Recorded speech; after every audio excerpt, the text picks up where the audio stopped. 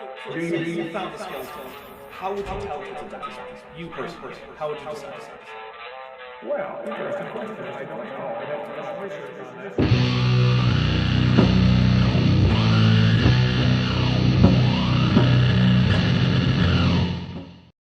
Hello, everybody. I am here. I am with Jackson Wheat. That was a little unsure. I actually reached out to I am some Jackson. alternatives. Hello, Jackson. Jackson's here, I promise. But It's me. Oh. Shoobity dee. yeah, it is. That's you. So yeah, we are here today to continue on with our look at the Charles Jackson's presentation. And Charles Jackson is, of course, as I think most of us know, kind of he's kind of blurry. He's a little bit like Bigfoot, right? In that this man has never been filmed on anything other than a potato. Okay, I take that back. There is one case. In the teasers for that like creationist time travel sci-fi thing that I don't think is still happening, he was filmed in high def and is actually like reasonably large in the screen, like in frame, for like one short shot. So I guess that technically is a thing. But even in like the Is Genesis History thing where he had a few talking head segments, he's filmed on a decent camera, but he's filmed in like a black room with like no light. And so all that footage is completely useless if I want to use it as like a thumbnail or anything. It's just like, what is this? Is this man just allergic to having his like to being photographed in anything even approaching an appropriate like high quality manner? And I guess he just is. Yeah. So as some of you might notice, yeah, super chat goals are still broken. It has been like a week now, and I am not happy about it, but I also have no way to fix it. So, yeah. Sorry about that. So what I am going to do instead is I have a number that is roughly what I like this chat goal to be at. And if we hit that number in terms of chat revenue, the host will be unleashed. Not that Jackson swears all that much. Even in person, Jackson doesn't swear very much. But also, we'll read some English as she has spoke. Yes, I do have on my desk. So, Jackson, how are you? I am doing all right. Pretty good. All right. Yep, Sounds things good. going same as they always do. You know, not a whole lot changes for me. Yeah, work, school, teaching, work. Yeah. Mm-hmm. Yep, All that's pretty much all of it. That's. Oh wait, well there was the humped bladderwort's tail recently. I did see that. That's it was new. Nice. I believe Thank I hit you. like on it. I love talking about some genetical parasiticals. Yeah. You know? Love those guys. All right, well, I have a few super chats to read, and then I have a short little thing to talk about, and then we'll do the drinking rules. Metageeky Platypus Librarian for $5 says, I require sleep, so shall enjoy the cryptid sightings in the morn. Speaking of the unseen, the ladies at AIG never achieved the O to the AIG's bag of Bix. Ouch, and we will take a drink. Thank you very much. Ooh, that's cold. I had it in the freezer for a while. But it can't freeze solid because it's mostly alcohol. So, well, not mostly alcohol, but it's enough alcohol that my freezer isn't cold enough to freeze it. You know what I mean. Let's see. Then we got Neurometopus for $5 says, I come from the future. I need your clothes, boots, and motorcycle. And to tell you tonight's stream was great. Thank you very much. Railgutubella for $2 says, he must... He's just preparing for when they persecute him. Yeah, so that way he can't actually be seen very easily, recognized. All right, so I had Craig, FTFE, reach out to me today, asking if I would like to do a debate between myself and him on one side, and a couple creationists on the other side. Apparently, this duo of creationists had teamed up and wanted to get a debate. And so they reached out to Sarah the Raging Tomato, I believe is the channel name. And they asked her if she could facilitate a debate with FTFE and he could choose a debate partner. So Craig, of course, I'd say that like the person who knows the most about evolution that he associates with frequently on YouTube, or with some, frequency on YouTube, is probably me, right? So of course he asked me. Wouldn't you know it? But for some reason, Donnie Deals, the failed used car salesman, the gayest homophobe I know, the guy who thinks that academic fraud and death threats are, it's not so bad. That guy didn't want to debate me. So this is my shocked face. I know. So we'll see what happens with that. Yeah. But if he chickens out, I plan to make sure that is a thing that everyone talks about for a while, whenever he comes up anywhere. So, hey, Donnie, I know sometimes you watch my stuff. What's wrong? Why are you scared to debate me? Do you think I'm going to bite you?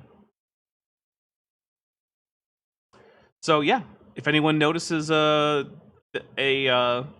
Donnie Deals around, don't ban him. Don't time him out. I mean, unless he's being obviously abusive or, just spewing slurs into the chat or something. But, yeah, I'd be very curious to hear from Donnie why it is that the minute I get added to a debate in which he said that Craig could choose his partner and gave no restrictions, but the minute Craig said Dapper, suddenly, oh no, you don't want to debate anymore, huh? Weird. All right, so, Jackson, do you know the drinking rules? I can't tell if that's a yes or a no because I can't hear anything that Jackson's saying right now. I'm going to assume it's a no, though, because apparently Jackson has a bad connection, which kind of sucks, but, like, I don't know what to do about that. So, we do have a drinking game on this show. It is not very serious. It is definitely something where you just play along if and how you want. If you want to play along with something that is not alcohol, that is absolutely okay. If you want to play along with, I don't know, juice, coffee, tea, water, soda, a milkshake, if you want to play along with like eating a chip from a bag of chips, or if you want to play along with a vape pen or whatever, that's fine. If you just don't want to play along, also fine. If you do decide to play along with an intoxicating substance, however, please be careful, pace yourself, know your limits, don't overdo it. We end up usually taking a fair few drinks here, so these are not shots. This is a, take a gulp of beer or a sip of your cocktail or something like that. So, and if you do, get a little too tipsy, don't go out, don't drive, don't operate heavy machinery, don't fly an aircraft, any of those things. Don't text your ex, don't do it. And yeah. So first of all, we will take a drink. As you already saw, if anyone super chats or membership milestone chats anything to the effect that answers in Genesis or AIG are a bag of dicks, you do have to be a little careful though, because YouTube likes to censor the phrase bag of dicks. So you gotta work around it. We will also take a drink if Charles Jackson says something that's just so stupid we kind of have to, for brain coolant purposes. We'll also take a drink if Charles Jackson tells a story that didn't happen or tells a joke that didn't land. On the stories that didn't happen, it's a judgment call. And again, the drinks are just for fun, so like if we get it wrong, I don't care. I'm not going to intentionally get it wrong, but I don't care. Let's take a drink if Dr. Charles Jackson gets something right, and towards the end of the night, that usually gets to be pretty generous. It'll be something like, well, I'm a human, and then we'll be like, oh, that's true, take a drink. But at first, it starts out a little bit more conservative. He actually has to make up like an actual significant statement. But yeah, we loosen the rules on that one. We'll also take a drink if Dr. Charles Jackson mentions that political party that was really, really big in the 1930s and into the 40s in Germany. We'll also take a drink if Dr. Charles Jackson mixes up what we can know about Lucy, the single specimen of Australopithecus, versus what we can know about any wider taxon to which she belongs on the basis of other fossils. So, for instance, if Charles Jackson says, oh, hey, we can't tell if Lucy was a biped because we don't have her feet. Yeah, well, we have the feet of other Australopiths. So, yes, we can tell. Let's take a drink if Dr. Charles Jackson states a source, and then we check the source, and not only does the source fail to support him, which it won't unless it's a creationist source, but if it actively contradicts him, we take a drink for Trojan source. Let's take a drink if either Jackson or I can successfully predict what Charles Jackson is going to say next, where it's not very, very obvious, which again, judgment call, but again, Drink numbers don't matter. We just do this for fun. We'll also take a drink for anyone who memberships, milestone, or super chats anything with any of our kaiju emojis, which are available to channel members. That includes Godzilla, Mothra, King Ghidorah, and we will also take a drink for every gifted membership up until a very high number, at which point I will just down a whole bunch of drink and increment the... Well, I don't even have an increment counter because I don't have my computer back yet. My computer is still in the repair queue, so that's fun. Yeah, I'm still on my laptop, which does not have all of my programs and all of my files. It has virtually everything, though. So I guess that's good. All right, I think that is all the drink. Oh, wait, nope. Dapper's a professional, which means, you know what? I just was about to forget that, so we'll take a drink for Dapper's a professional right now. Which is to say, if I screw up the production of the stream, because I am producing, then we take a drink. So if I forget to turn off the intro video, or if I accidentally mute Jackson, which I assure you, he is not muted right now, or something like that, then we take a Dapper's a professional drink. However, if it's an act of God, or software crashing, or something like that, that is not Dapper's a professional. We do not take a drink for that. So, for instance, if YouTube just crashes, no, we don't take a drink for that. I mean, you can. I can't tell you what to do, but I don't. All right. I think that is it. Jackson, last time we were here, we had just finished going over Charles Jackson's continued misunderstanding, possibly deliberate, of the idea of vestigial structures. And he kept saying that, well, see, this has a purpose, so it must not be vestigial. Which the definition of vestigial has nothing to do with whether or not it currently serves any purpose at all. So, yeah, but we got through that section. Exactly. And now we're on to homologous structures. Yes. And we actually got through a few seconds of this last time, so we're going to listen to a fair bit of this without really commenting too much. But I do want to point out something here. He says, common structures reflect common functions, not evidence for evolution. So he has already gotten what a homologous structure is completely backwards. Right, because the point of homologous structures is that you have common structures. And also, that's just dumb. Well, yeah. And you have the point of homologous structures is that you actually have common structures for different purposes, and that's weird. And why would that be the case if not for evolution? So, yeah. All right, let's get into some Charles Jackson. And remember, it took us nearly a half an hour to just get to the point where he got to the topic of this, which was answering biology textbooks on evolution or talking about the lies in the textbook. So, yeah, that's the kind of thing we're dealing with. We're already like over a third into this entire video, and he's only on his second point. Now, homologous structures. Common structures like our arm and a bird's wing, they'll say it reflects common ancestor, but really it reflects a common function.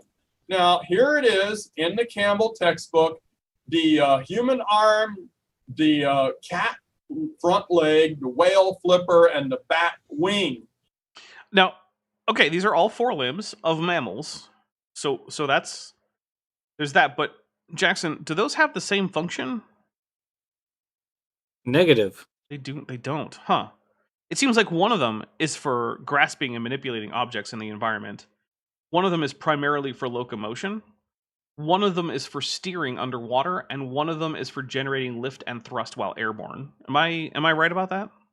Mm. Wow. Yes, I would say so. So it seems like these are similar structures for different functions.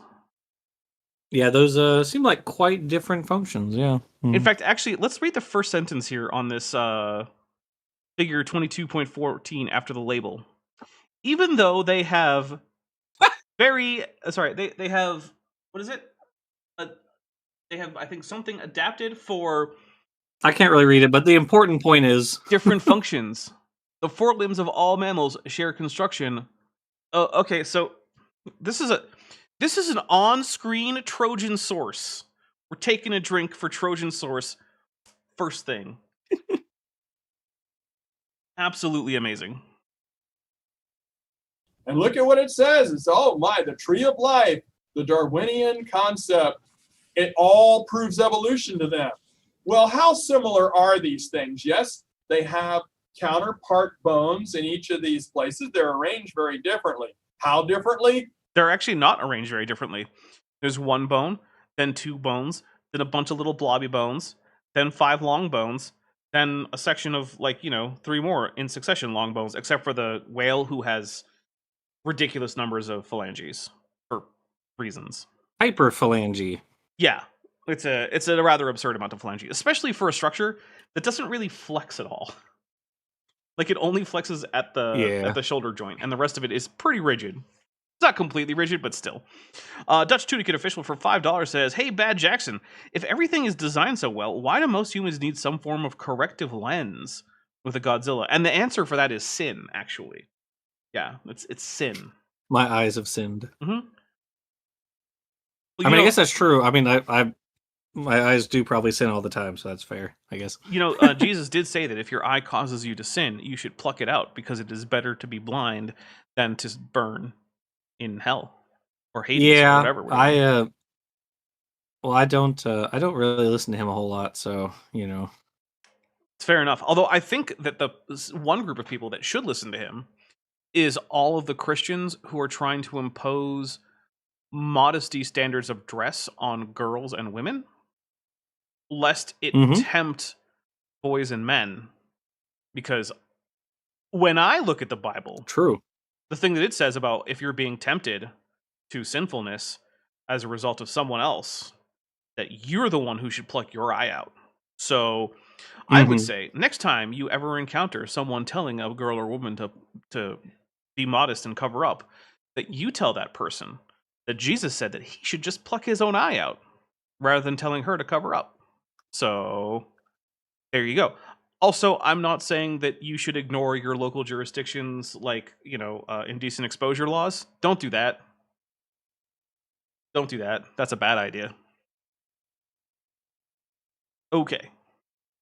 I'll tell you exactly how different and how similar these structures are. They are exactly as different as their functions are different. They are exactly as similar as, to whatever extent, their functions are similar. Okay, but that's not true, though. Okay, but that's not true. Right? Okay, so take a look at, the human hand, right? That's a grasping and manipulation organ, primarily, right? That's what they do. That's also what the front legs of mantises do. But the front legs of a praying mantis has almost nothing in common other than joints with the structure of a human limb, right? Similarly, look at the locomotory leg, like the locomotion legs of the same animal, the praying mantis, compared to the cat. Not at all the same. Not even close. Look at the bones in the whale flipper, and then look at the bones in, which actually, no, there are no bones. Look at the cartilaginous structures of a shark fin. Not actually all that similar. Or even crazier, look at, say, the fins on, say, I don't know, not octopus, but a squid. Not structurally the same. When it comes to wings, go ahead. The oars of a diving beetle. Yeah. Which are wing casings, right? Yeah, they can use their limbs for it, but they're still swimming. Yeah. And completely different structure. And then when it comes to wings, we have 3 different groups of wings that occur in life. Right? We have bat wings. Oh no, 4, sorry. Bat wings, pterosaur wings, bird wings, and insect wings. None of those are structurally the same, and yet they all have the same function, generating lift and thrust for airborne maneuvering and flight. Right? So it's just not actually true that the correlation in the structure maps at all onto correlation and function. They actually map poorly when you look at animals that are very distantly related according to evolutionary biology, and it actually maps better onto proposed evolutionary relationships than it does function, which is kind of the point. And I mean, you can do this at the protein level too, right? An example that's often thrown around is the echolocating genes, right? That are the genes that make proteins that are involved in hearing and echolocating for whales are most similar to those of other artiodactyls, not of bats. Which, okay, if you were a designer, wouldn't you make their echolocating proteins very similar? Because they have a similar function, but they're not. The proteins themselves are most closely, or are most similar to the proteins of their closest non-echolocating relatives, which is a really weird thing to do if you're a designer. How curious. Yep. Oh, Had says arguably flying fish wings as well. Yeah, I mean, you could make that argument. They don't technically fly, Hmm. but like they certainly have airfoil like structures in their front pectoral fins that are not structured the same way as tetrapod limbs. Mhm. So yeah, that's weird. Look at that whale flipper and that bat wing. Whales kind of swim through the water or fly through the water. Bats kind of fly through the air, swim through the air. What is this kinda? Wait, do you think bats don't fly through the air or that whales don't swim through the water, Charles? What is... I will never understand what goes on in this man's mind. Ever. Like, I try sometimes to try to figure out, like, what is the internal state of his mind like? Like, what is it like to be Charles Jackson? I don't think I'm ever going to get an answer to that. And those two look the most alike because their function is similar. I don't actually think those two look the most alike. I actually think the human arm and the bat wing look more alike than the whale flipper and the bat wing. Like, what? Yeah, I'd agree with that because they have the separated like fingers and not hyperphalange. So yeah. Yeah. What is even happening right now? In fact, I want to point out that for a very long time, bats were considered to be the likely sister group to like colugos and primates. Yeah, because of similarities involved in the skeleton, including the hands. And if you look at the skull, like look at a bat's like a fruit bat, for instance, it looks pretty lemur-like. It looks quite similar to lemurs. The megabats do. Yeah, exactly. It's like they were classified as primatomorpha. Yeah, like it's. I'm just gonna take a drink for like, oh yeah, the bat wing and the whale flipper are totally the most similar. Also, whales can't flex their elbows. Everyone else on this list can.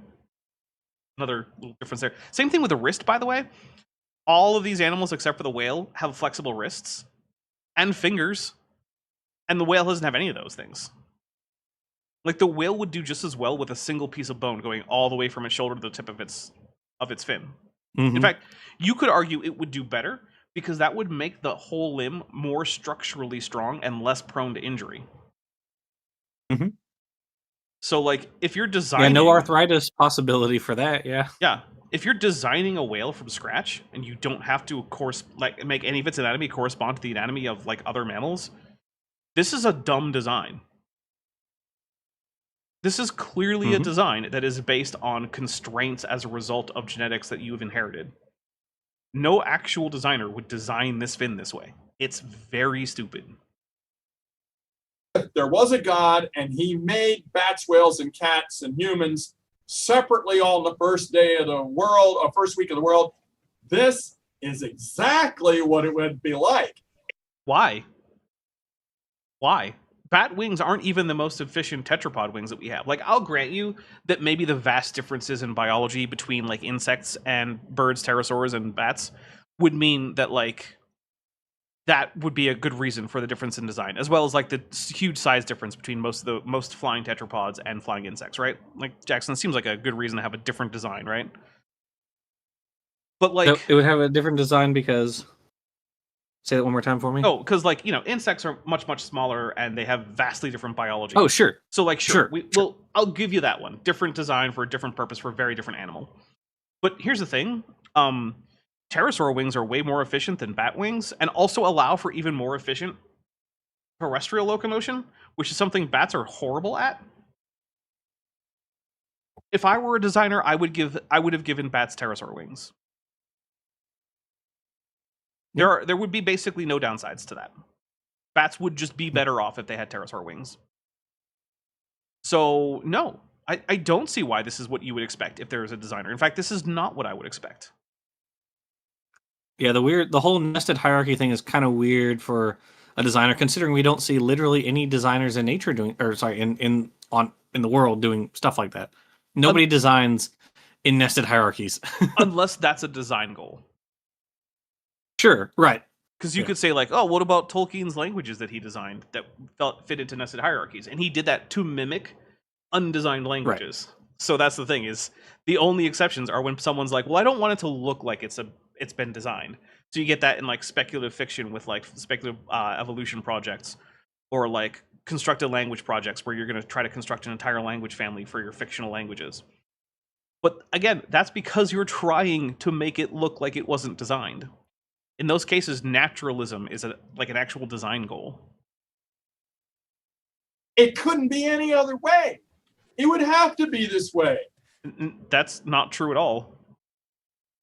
For one thing, like I'll say maybe you could make that case for the cat and the human, right? Okay, maybe. You know, like the flexibility that gives the wrist and the ability to have different fingers or different claws. Okay, sure, maybe that's reasonable. But it absolutely doesn't have to be that way for the bat or the whale. There are much better configurations for the anatomy of both of the whale flipper and the batwing that exist, that we know about, that would do better. Now, evolution's kind of grasping at straws, saying these are very different, but look at how they have similar bones. You know, all cars, well, most cars have 4 wheels, but they're arranged differently. They have, you know, some of them have 2 seats and 4 seats, and there's so many similarities between cars, but there are a lot of differences too. Depends on who you notice how he has to like stray from the data. He has to go to an analogy and can't even deal with the data. Like this is and the Standing for Truth does the same thing. They all love talking about, oh, cars don't form a nested hierarchy. Cars don't reproduce with inherent genetic variations. There is no similarity here. Period. End of story. Move on to something else. Yeah. Like, what is the data? The data is a nested hierarchy as a result of reproduction with inherent genetic variations. Deal with the data. And one of the things about that analogy that really annoys me is that, like, okay, so you're trying to make an analogy about the differences between common ancestry and common design, but we all acknowledge that groups of animals, at least at species level, share common ancestry, right? Everyone agrees with that. I don't even think Charles Jackson is going to sit here and say, no, actually, I don't think all humans share common ancestry. I think there's pockets of humans that share absolutely no common ancestry with each other. He's not going to make that claim. But hey, Jackson, are there any 2 cars that share common ancestry? No. Because none of them reproduce. I'm trying to think. Cars to make new cars. Cars don't have parents. Sorry. No, you're right. Yes. Cars do not have parents. We know for a fact cars don't. Cell phones don't. None of these have it. I'm drawing a blank on the clergy who were trying to argue that Native Americans were like, was it Oviedo? I think was one of them. That a bunch of Spanish were like clergy who were big parts of the colonialist project in the New World were like, yeah, oh yeah, maybe American natives don't actually have ancestry that goes back to Adam and Eve. Maybe they're like a separate creation that's only like kind of humanish, and therefore we can enslave them. Yeah. I was trying to see if I could remember any of their names, because I remember Bartolome de las Casas was super against that and was arguing with the others. God, I can't remember. And I will say that overall, the Catholic Church did reject that idea. They were like, Oviedo, no, they're humans. Yes, Gonzalo Fernandez de Oviedo, Juan Gines de Sepulveda. Yeah, that's right. Okay. I could not remember their names for the life of me. Yeah. And sorry, actually, side tangent. Like the idea of human separate ancestry persisted into like the modern period, where like there was an idea of like separate origins for humanity in different places. And so like maybe maybe Peking man was representative of the ancestral population of, say, like people in East Asia, and Neanderthal multi-regionalism. Man, yeah. Yeah. And no, that's not true. We know it's not true. It was used as an excuse to do racist stuff. So if people bringing it up today, which some people still do, usually it's because they're trying to find an excuse for their racism. Yeah, there was one group of, or one like little group of paleoanthropologists, I think it was in like China, who were still trying to like argue for multi-regionalism, which is super weird. It's like you're way behind the curve at this point. Like I don't get it. They specifically wanted Han Chinese people to be a separately evolved population, and that was their argument. And I think that was primarily for racist, nationalistic Okay. reasons. Like, because Gotcha. my goodness, were they holding on to that option? They were like, oh, we can get some ancient DNA off of these Homo erectus in China to show that actually the Han Chinese are for real, unique, different group of humans. And it's just like, no, And it sorry. turns out we do actually have not genetic data, but proteomic data, and Erectus is basal with respect to Denisovans, humans, and Neanderthals, which is exactly what every other paleoanthropologist was already thought. So weird. But it was manufacturers. This from the beginning. They not necessarily all came from the same car. Same thing with this. Common in. Not the same thing, though, because we know that that's not how cars work. Whereas the only way that we see new whales or bats or cats or humans coming about is through biological reproduction. Which means that since there's that very big difference, right? Cars only come out of factories or people individually building them, which I suppose is possible when people have done. They only get made by people without ancestors. The cars don't have ancestors, not the people. The only way biological organisms come about is through ancestry. So if you want to propose a non-ancestry-based way to get new organisms, you have to demonstrate that. And if you want to make an analogy between common ancestry and some other thing, you have to show a way in which you can get a non-design-based idea out of those things to see what that would look like anyway. We don't have that because cars don't reproduce. Although I will say, there are genetic algorithms that can design vehicles, and in those cases, you actually do get nested hierarchies out of it. Crazy. Ancestry or common creator. Lieutenant Matt the Navigator for $5 says, I'm pretty sure you could find evidence on the internet of at least as compelling as a Kent Hovind citation for reproduction in cars. At least that compelling, yeah. Yeah, like, call this guy, and he'll tell you he saw a car give birth to a go-kart. Just give him a call. Okay. Yeah, that's the typical Kent Hovind citation. Have you seen these citations, Jackson? Where Kent Hovind is just like, oh, this guy, Jim Bob, he told me he saw a T-Rex in the bayou, and here's his phone number if you don't believe me. This is like, okay. That's sure. that's like the meme of like the footnote that says it was revealed to me in a dream. Yes. Although my favorite ever footnote was a footnote that said T. Kaczynski said math thing, better known for other work. It's just like, yep, T. Kaczynski is better known for other work, but he was also a brilliant mathematician, so like he still gets cited in math. Because like he did a lot of proofs that no one had ever done before that are still important in math. So like sometimes when you're a mathematician, you have to cite that Theodore Kaczynski. I mean, yeah, it is what it is. I'm at this point.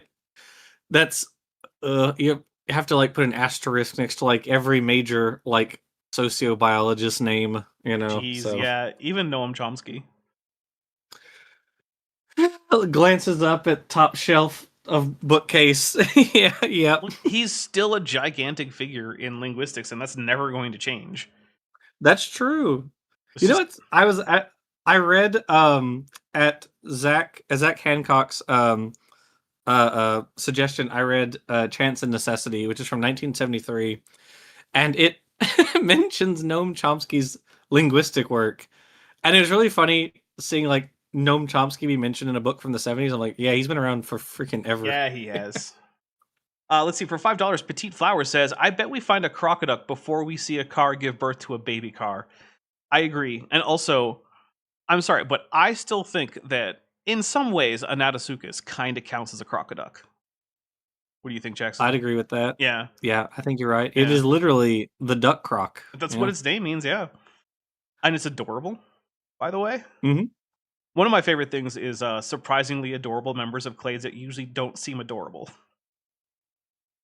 Like, oh, look, it's an adorable crocodilian, or even just Pseudosuchian. Like, yeah, it sure is. Let's see. I mean, the babies are kind of cute, That's true. Baby crocodilians are pretty cute. And honestly, I think even adult dwarf caimans are pretty cute. Okay. Yeah.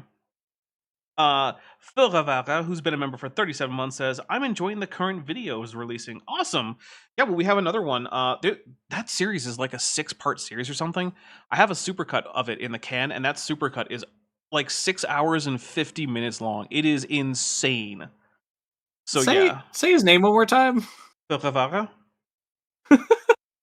What? What's so funny? I can't see it, so I don't know. Is it like, does that mean something? It means this person's name. Okay. Phil Ravara specifically requested that I use uvular R's because they're German. And the name is German. Ah, okay. I can't see it spelled. I did not know. Okay. Oh. I get it now. Okay. I mean, if you tell me how to pronounce your name and it's sounds that I can reliably make, I'm going to try to do it.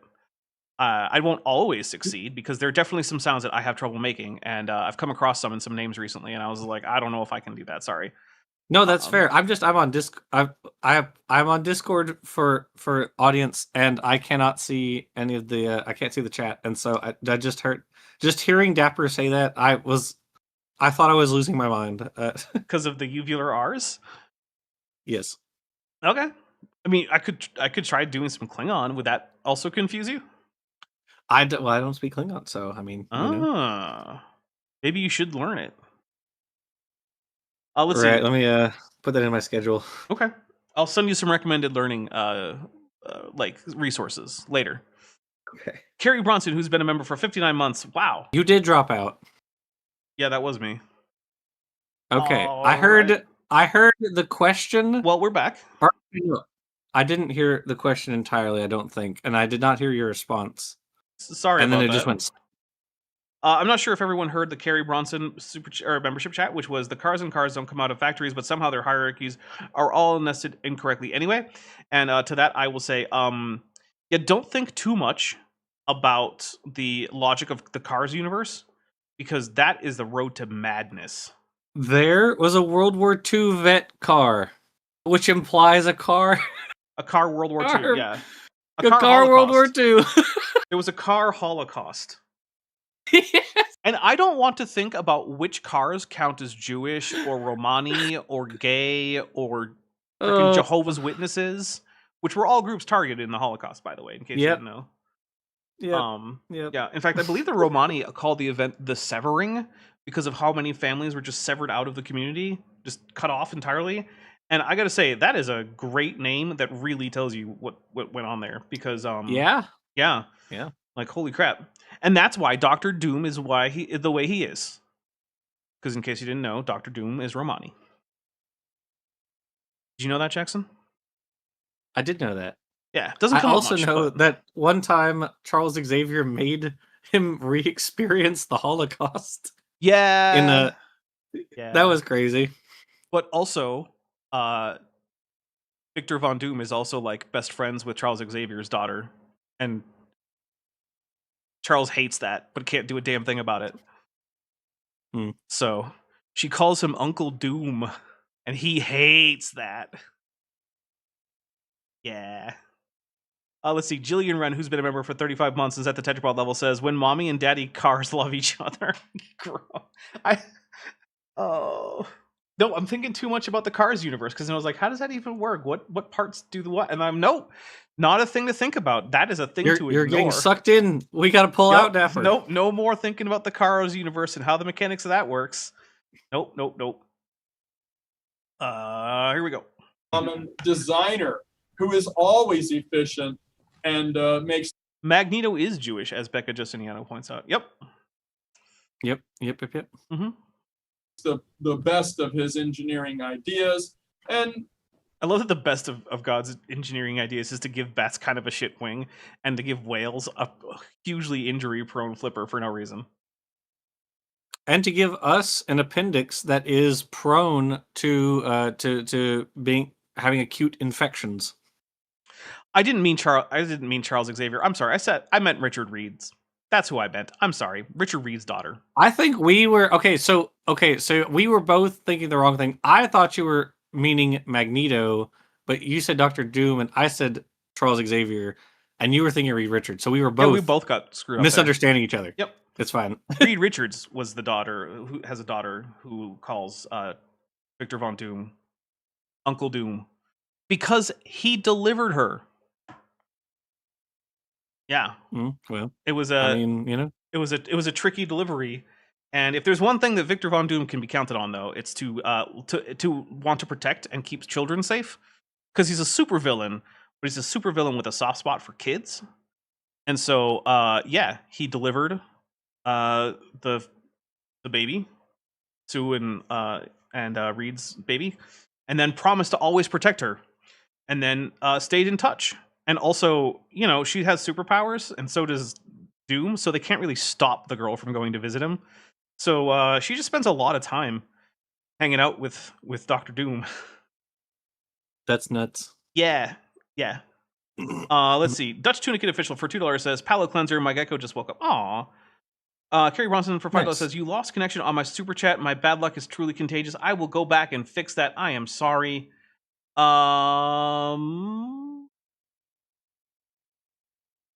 We have some Saracen's giant geckos at the aquarium, and they had babies. So we now have 2 Saracen's gecko babies because they lay eggs in pairs. Nice. Fun fact. Kerry Bronson, I'm not seeing a second super chat from you, and I'm pretty sure I reread your membership milestone chat. So I'm not sure. If I didn't read it, just at me with it, and I will go read it, because I'm not seeing another super chat from you. Sorry about that. Really, God is an expert on economy of effort. He never wastes anything because he's perfect. And God never wastes anything. Hey, Jackson. Yes, Dapper. What's the rough percentage of sea turtle eggs that are laid that then result in adult members of that sea turtle species? Just like ratio wise. I'm gonna guess like only like say 10% survive. That would be generous. Okay. Yeah. So yeah, 5%. So just the fact that there are organisms whose reproductive strategy is to just produce hundreds or thousands of offspring, of which only a handful will ever actually like survive to reproduce themselves. Yeah, I'm just gonna take a drink for God's not wasteful. Okay. R selection. Cool. Yeah, just the concept of R selection as an idea is crazy. Yeah. If God is like a master, efficient engineer or something. Oh, Kerry Bronson said you did read it, thanks, but I just meant that it was perfectly timed to be my fault. Oh, okay, yeah, sorry. Okay, I'm glad I didn't miss it then. this is an example of that common designer, and so it's very easy to show. Oh yeah, Lieutenant Math the Navigator for $5 points out, and then there are ichthyosaur flippers, which are just Control-C, Control-V spam. They are. It's just so many damn phalanges the entire way. It makes like the hyperphalange structure of the whale flipper look like nothing. Man, ichthyosaur flippers are wild. Oh yeah, and it's like another thing is like why have the giraffe have the mammalian 7 cervical vertebrae, but then give sauropods like as many as they want? Yeah. Like what's up with that? It's weird, huh? It's very odd. Yeah. In fact, dinosaurs still have variable and large numbers of cervical vertebrae, unlike mammals, all of whom have either 7 or a few groups have 6. I think there's like some xenarthrans that have 6 cervical vertebrae. I think it's the sloth and the manatee are like the weird. That's 2 very different groups. Yeah, it's like super weird. It's like why them? I don't know. Very weird. This has nothing to do with evolution. Although if you believed in evolution, you'd have to string these individual stories together into one story for your theory to sound good. Man, wouldn't it be a shame if we had a series of intermediates showing the evolution of things like whale flippers from relatively ordinary hoofed legs like those of a deer? Wouldn't it be a shame? He misspelled mayor, but also yes, it would. Man, it's a good thing we don't have that, right? We don't have that, do we? I mean, yeah, that would be crazy if we had, and it would be even crazier if like a new transitional fossil just came out like 2 weeks ago. Oh man, that filled in the transition from herbivory, well, probably omnivory, leaning herbivory towards piscivory, towards Man. the Hey, piscivory of whales. if that had happened, what would we call that organism? That We'd probably hypothetical call it like Calacacetus or something like that. You Calacacetus. know? Wow, that's a really good name. Yeah. Huh. Yeah. Well, thank you. It's a good Let's thing come that up with that on the fly. it's a good thing that didn't happen for Charles Jackson's Right. sake. Yeah, and wouldn't it also be a shame if we maybe had like transitional forms going from like, you know, shrew like tiny animals with relatively ordinary, not particularly graspy hands, and then went through like the entire chain of the history of the evolution of primates, ending with Miocene apes with human-like hands? That would be something. You know, it's too bad it doesn't exist. Yeah. But it would be something if it did. If only. Yeah. Lieutenant Matt, the Navigator for $2, says flippers paved with phalanges. Yes, Ichthyosaurus. It really is true. It's kind of crazy. Pat O Logic for 50 Polish Lodi says, I recently got into rock hounding. I can confirm that rocks were indeed there, but I might have taken them all home. Sorry, with a sad face emoji. I forgive you. I, for one, forgive you. Now, I can say on that front, on the rocks for their front, RJ just sent me chapter 5. Ooh. And so I just need to go through that. And then I just have to finish chapter 7. And RJ just has to finish chapter 6. And that's it? We're getting close. Yep. And that's it. Wow. And then I Yep. get to figure out how to get that signed by both of you, because my copy of Volume 1 is signed by both of you. Yeah. So We'll have to all go to the Grand Canyon this time. yeah, all of us. Better do that soon before the Grand Canyon gets shut down or something. There's no one to staff it. Yeah. What if we drill it for oil? Your lips to God's ears. Jeez, I hope not. All right, let's hear what Ernst Meyer said. Incorrectly spelled. Well, yeah. Ernst Mayer. Oh yeah, what? I was just gonna see if I could jump in there. I have a section on as well on Yeah, this is an interview with some guy named Caleb. That's Caleb. this. The version I have is Caleb. a Campbell Biology. This is the I've ninth used that edition. I textbook. guess the one they use here in El Paso, and on the homologous Yeah. structure. I've been to El Paso. Nice. That's it. That's all I had. El Paso's okay. I don't know. I didn't like it that much. It was a thing that existed. I don't know. Also, they shared local news stations with like New Mexico and not with the rest of Texas. On page 463, they say such striking anatomical resemblances would be highly unlikely if these structures had arisen anew in each species. True. Rather, the underlying skeletons of the arms, forelegs, flippers, and wings of different mammals are homologous structures that represent variations on a structural theme that was present in their common ancestor, comparing early stages of development in different animals. Yeah, well, I mean, technically we can't drink because he's just reading it from a book, so that doesn't count. Right. Yeah. Animal species reveal different anatomical homologies not visible in adult organisms. For example, at some point in their development, all vertebrate embryos have a tail locator posterior to behind the anus, as well as structure. Man, it's weird that animals that don't actually have a post-anal tail in life would have a post-anal tail in adulthood would have one in embryo. Organisms like That is crazy. humans, say. Yeah. Or like having, I don't know, hind limb buds despite not having hind limbs. Yeah, like after many, embryo? like snakes, and to some degree whales, although they do kind of develop hind limb bones, but they're internal to the body. Right. Weird. It's almost like Weird. what's actually happening is that the way this morphological diversity is actually developing is that there are changes to the developmental genes that occur that cause signals for things like growth or apoptosis or folding or cell differentiation to occur at different times, resulting in an embryo that develops differently. But that still means that before those change signal times come in, their embryonic development will closely resemble that of their relative species that don't have those changes or have different changes, which would be a prediction of evolution. It's almost like that, right?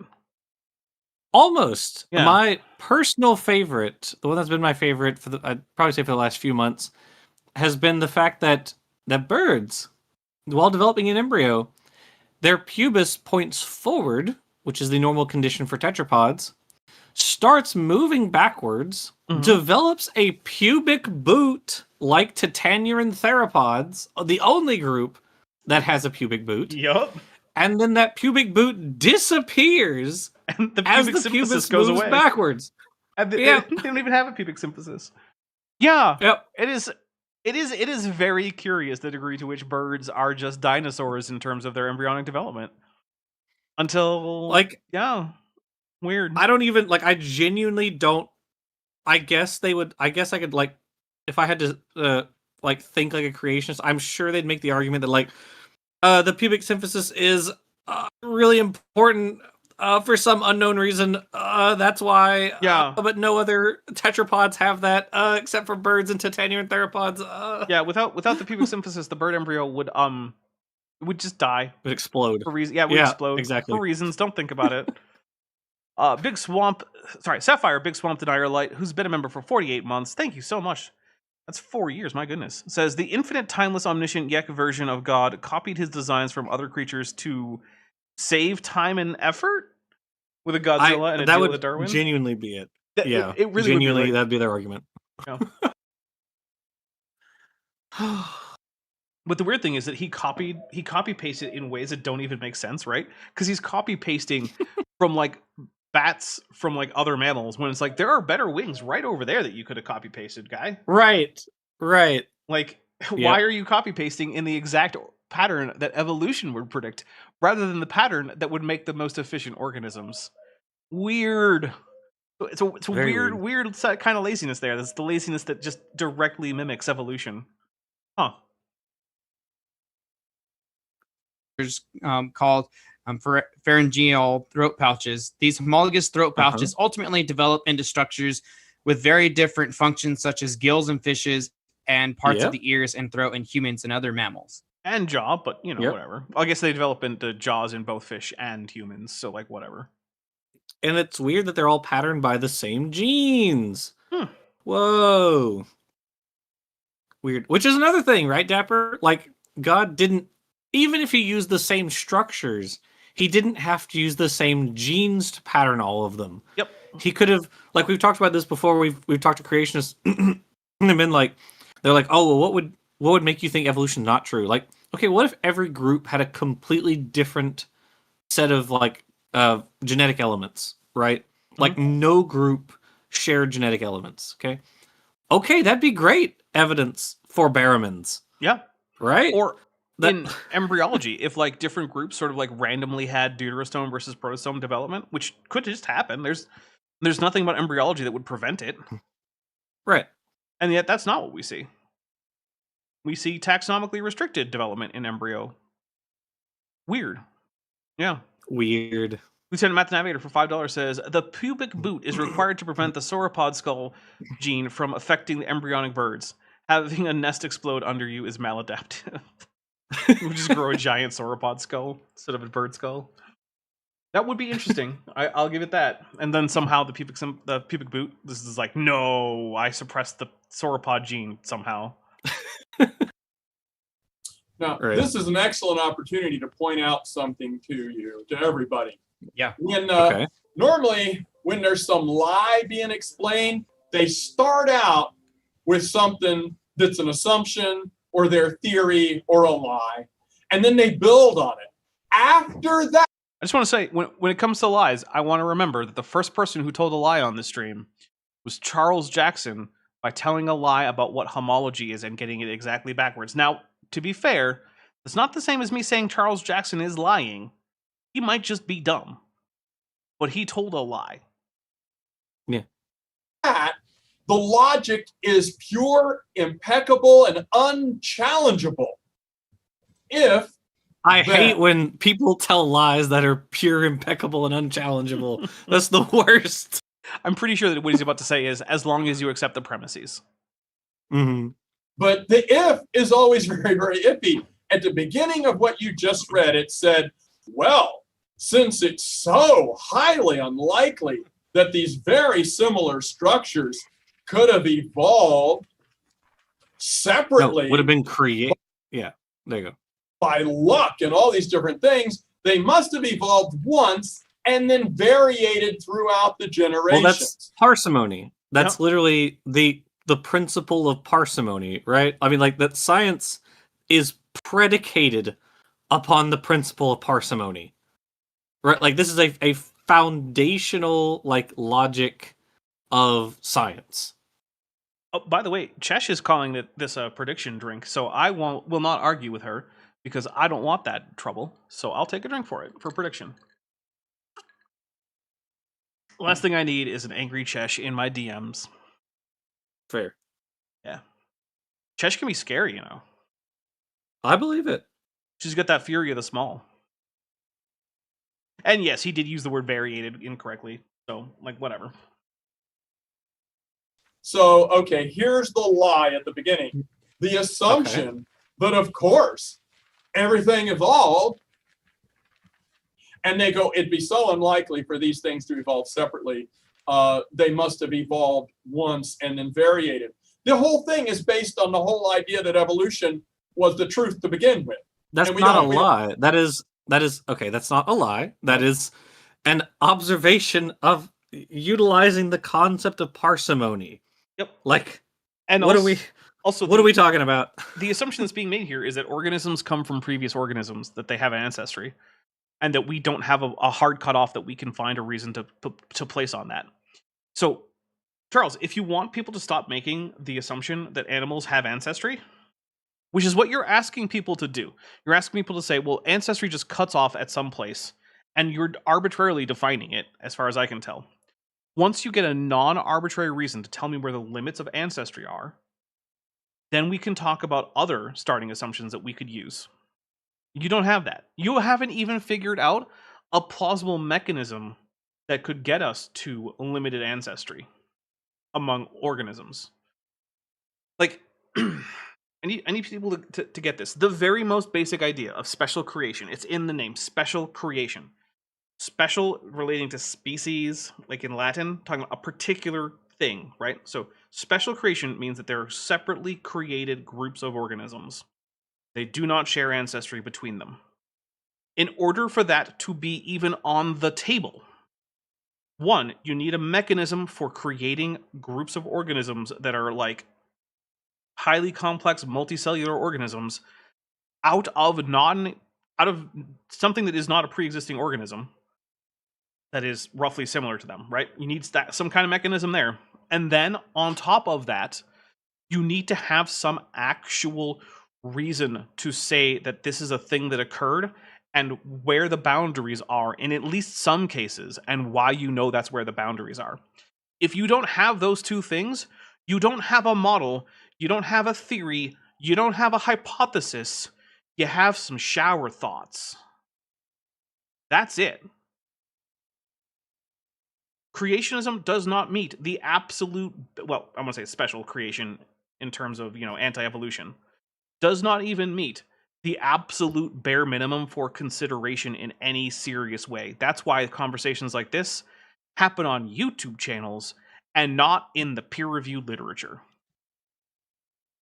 Because no one's going to let you publish a paper that says, hey, wouldn't it be cool if magic was the actual explanation for how the leopard got its spots? No one's going to publish that paper. Lieutenant Math Navigator for $5 says, being stabbed by a goblin is also maladaptive. Correct. It is indeed maladaptive. Lieutenant Math Navigator for $2 says, young Earth creationists, as a rule, are not good with boundaries. Oh, boy, is that true. I'm gonna take a drink, and then I'm gonna try not to have YouTube cancel me for violating community guidelines. Yeah. Whew, boy, that sure is true. Jeez.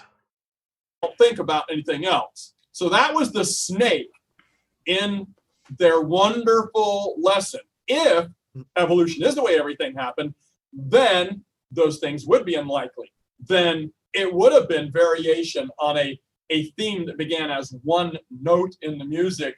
But you got to watch that. They'll set it up, and this is what they'll do in debate and argument. And sorry, what was that?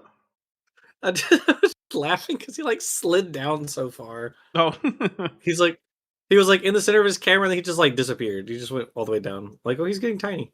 Look, Charles Jackson is not someone who I think is very well aware of things like framing, focus, just basically like film type stuff, right? Like how cameras work and things like that.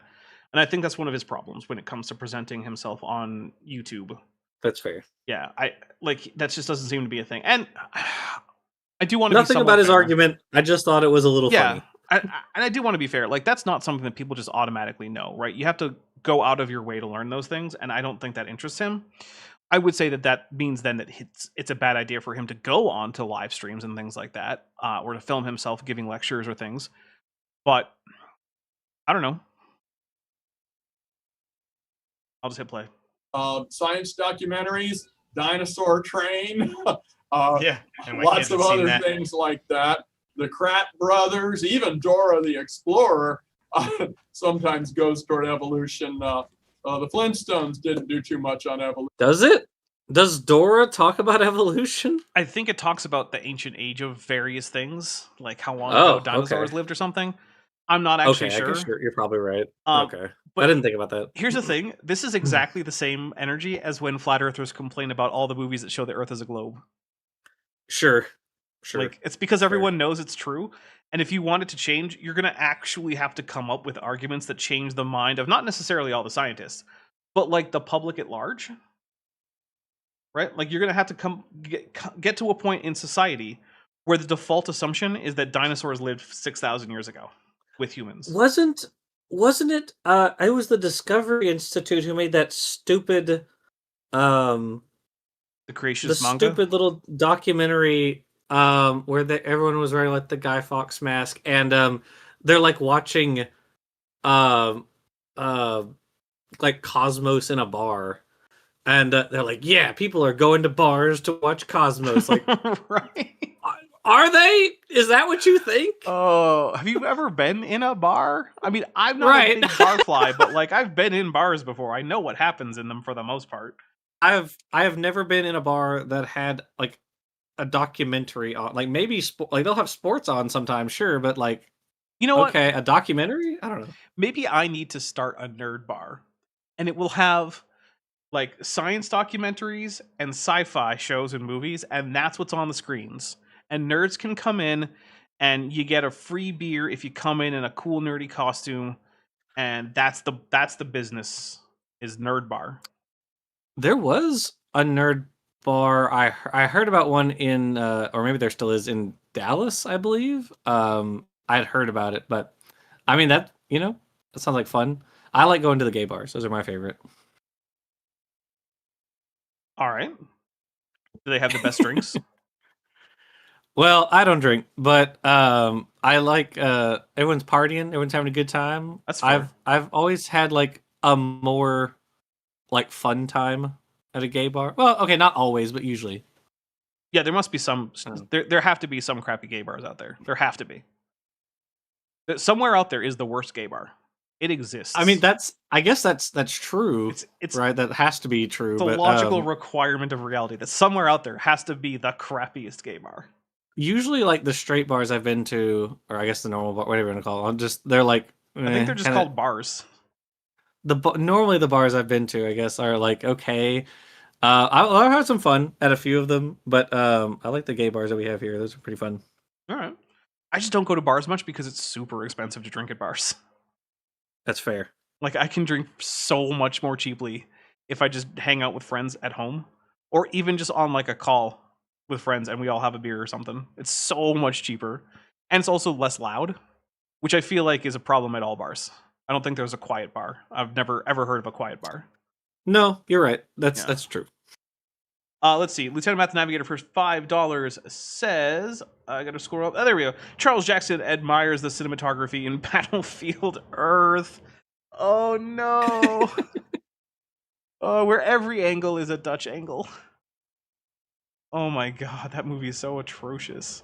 Templar Warden for $5 New Zealand or Kiwi bucks, as we say, says, this is the equivalent of complaining that the Return of the King assumes that Mordor is a place that exists. Yeah. Red Cedar says, with a back room for role-playing games? Yeah, like instead of having like VIP sections, It has rooms you can rent out for RPGs.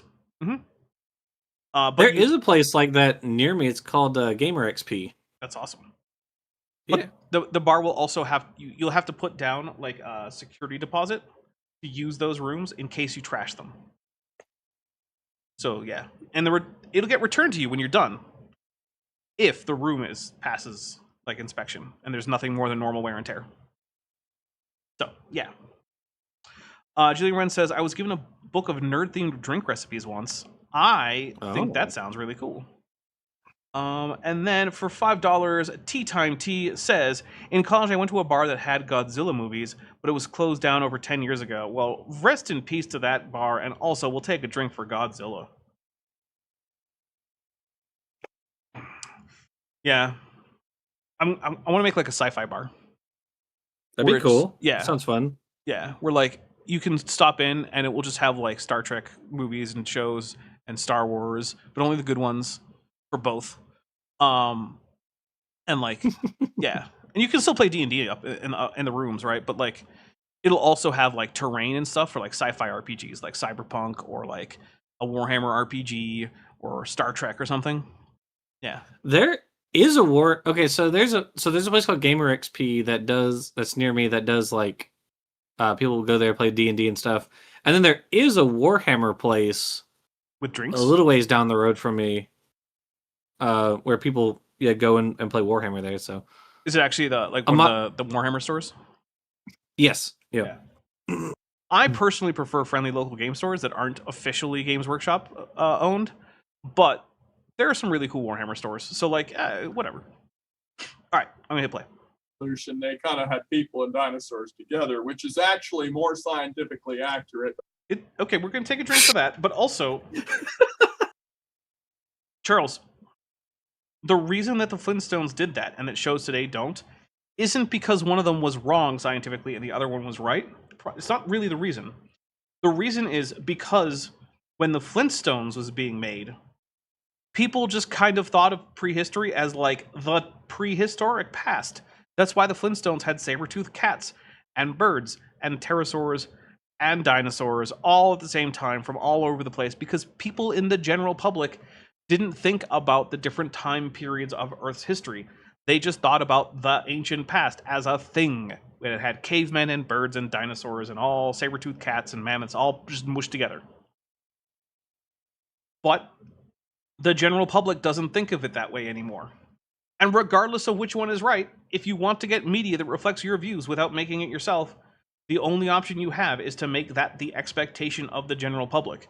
Like, modern Westerns still get made, and they are not historically accurate. They do not actually resemble the Old West. For one thing, the Old West had almost no shootouts. It was actually a very peaceful time and place. There was not a whole lot of crime. And yet we see it all over the place. But you know what? It's because that's what people expect in their Westerns. They expect shootouts. They expect bank robberies, train heists. They expect the sheriff to go ride down the outlaws. And so that's what they get. Is it accurate? No. Does Hollywood give a single shit? Also, no. Movies are here to make money. Yeah. And they will give people what they expect.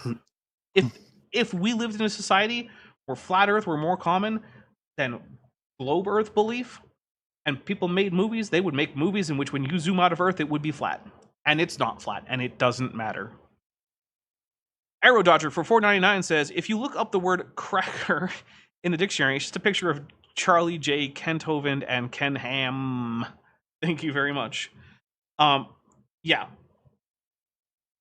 By the way, we are just around halfway to the goal. I think we could do it. I think we can get there. But that's another matter. Yeah, we'll get to that. Do you want to add something eventually. else while they can see you before I go back to the PowerPoint? Sure. Oh, it's long. Yeah. So Charles Jackson didn't actually respond to anything that was said in the textbook. He just kind of whined about about the principle of parsimony. Mm-hmm. But he didn't like rebut the examples that were given. The textbook gave the post-anal tail, it gave pharyngeal arches as the examples of homology, and he just I'm sure he doesn't know anything about like the development or the genetics or the morphology or anything about those structures, but just like this is what we're dealing with, right? Like there's no there. He doesn't know anything about these features. He doesn't like I don't think he can conceptualize what like the argument even really is here. Yeah, I agree. It just doesn't seem like he's capable of it. Lieutenant Math Navigator So. for $5 says vertebrate paleontology and Mesozoic paleontology greatly increased their cultural influence during and since the dinosaur renaissance. Correct.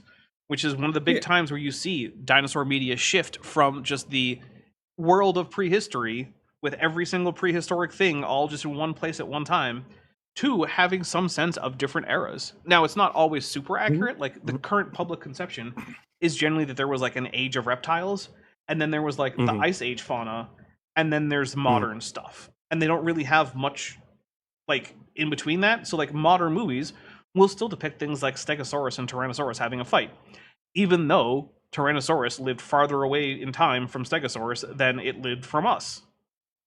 Doesn't matter, because that's part of the age of the dinosaurs. Okay.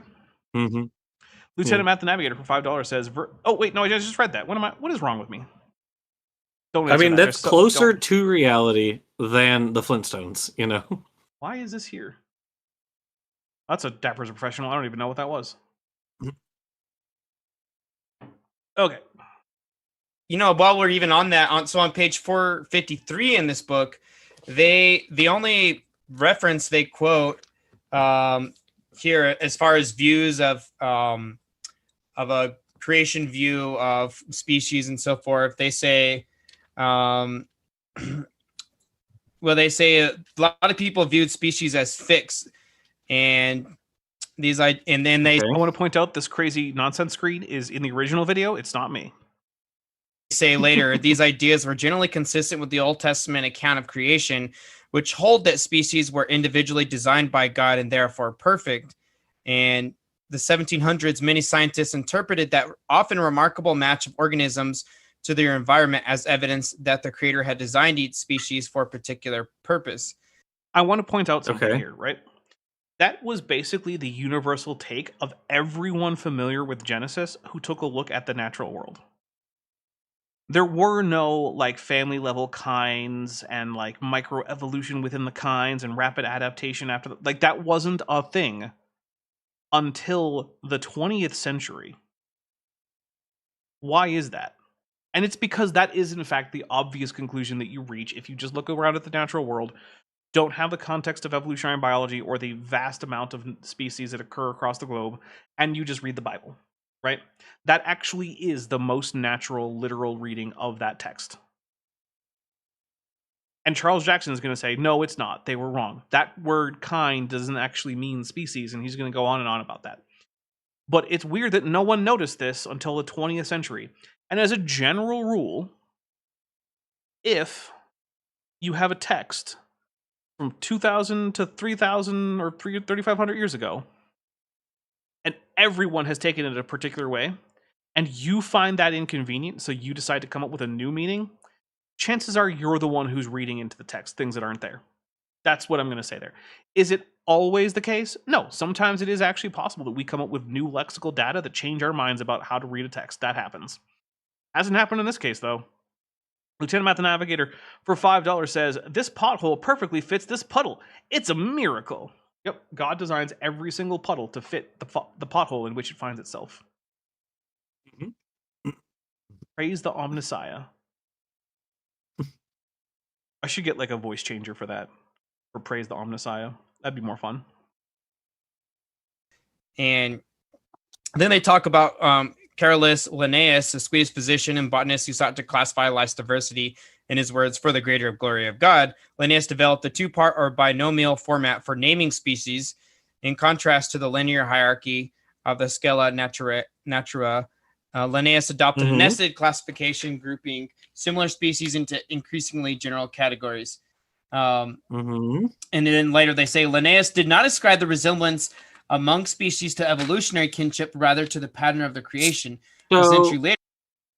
So, Dapper, I actually came across a paper recently, and I have kind of changed my opinion of Linnaeus a little bit as a result of this paper that I read. which was from, hold on, let me not lie or be misinformed. Also, Danny is like, has jumped on me and is like squirming around, so I apologize. That being a cat. Yeah, she'd be doing that. She's like, I know you're talking about me. I can see. I just wanted to make so it this- clear what was going on for, like, you know.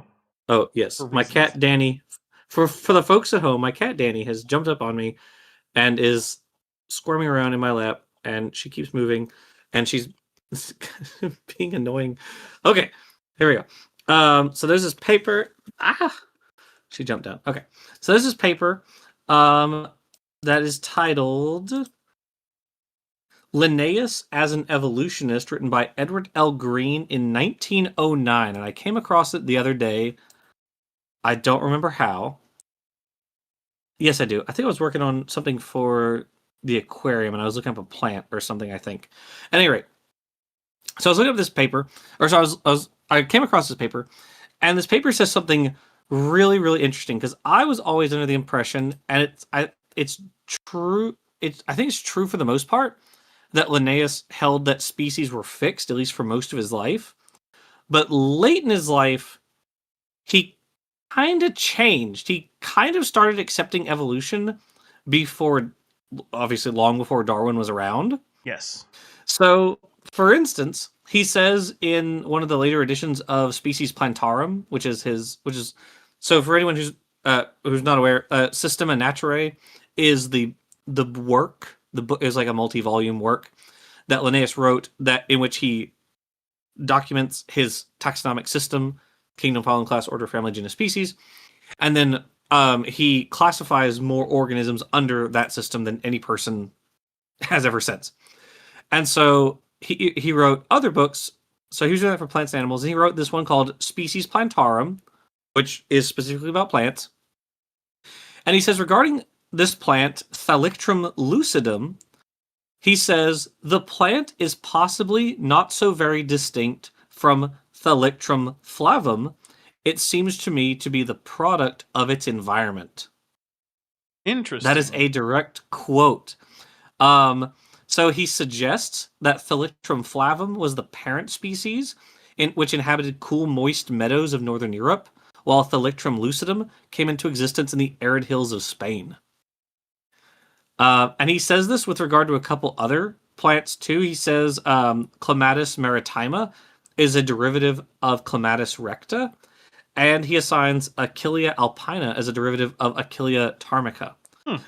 So, like the Edward Green, he said he accidentally, like, he just happened across the Thalictrum lucidum example, and then he was like, hold on a second, and then like started going through all the other examples and was like, whoa, because for anyone again who's not aware,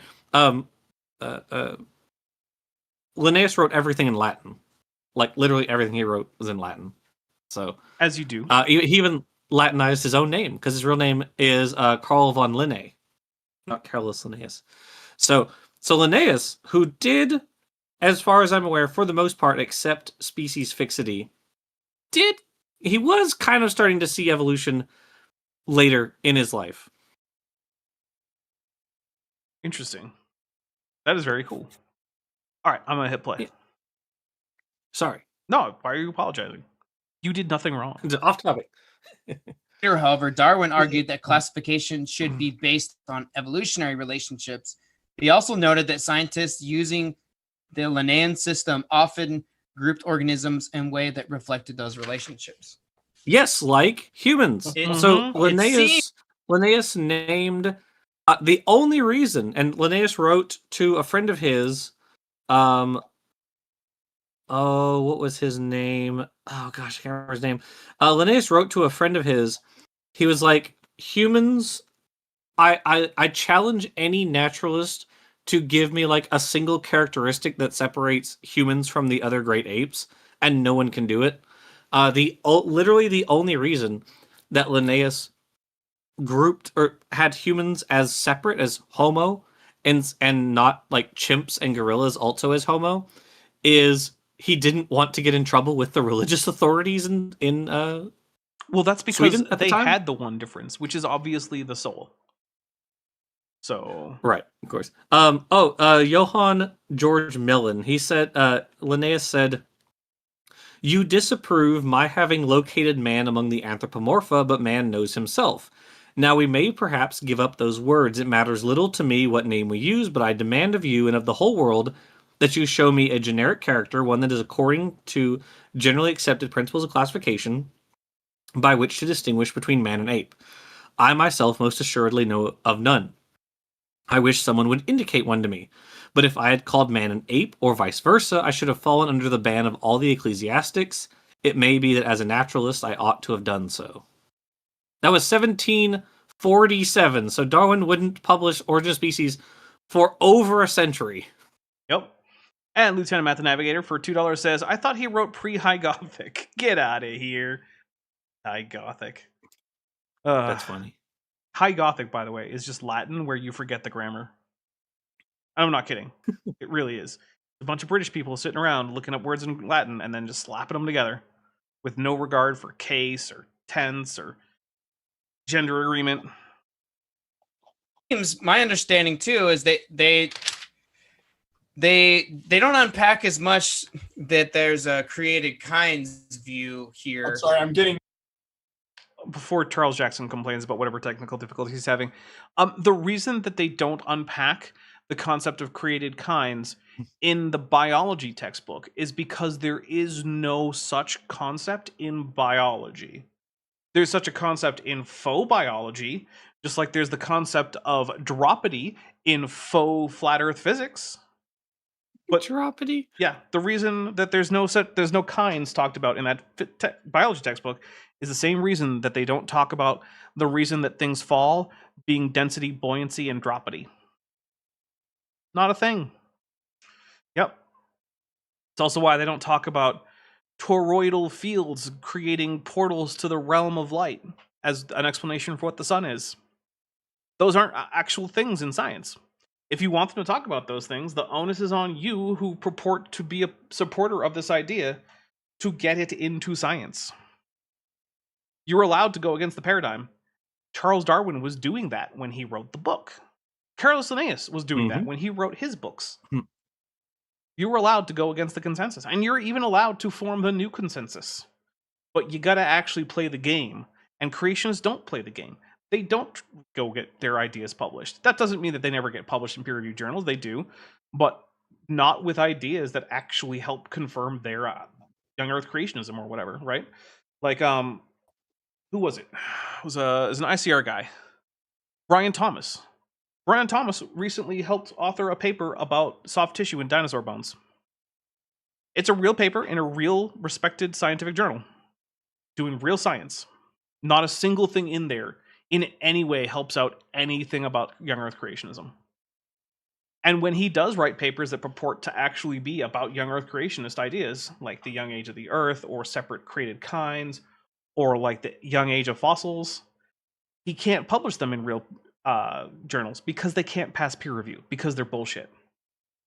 Which is why he publishes them in-house at ICR.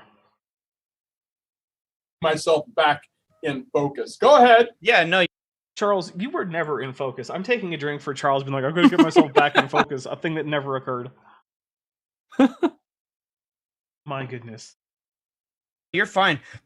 He's not. But this idea that animals were created without the capacity to have variation off of a theme, that even a creationist would view something to the effect of the fact that there's different dogs that we wouldn't expect that in a biblical model or something.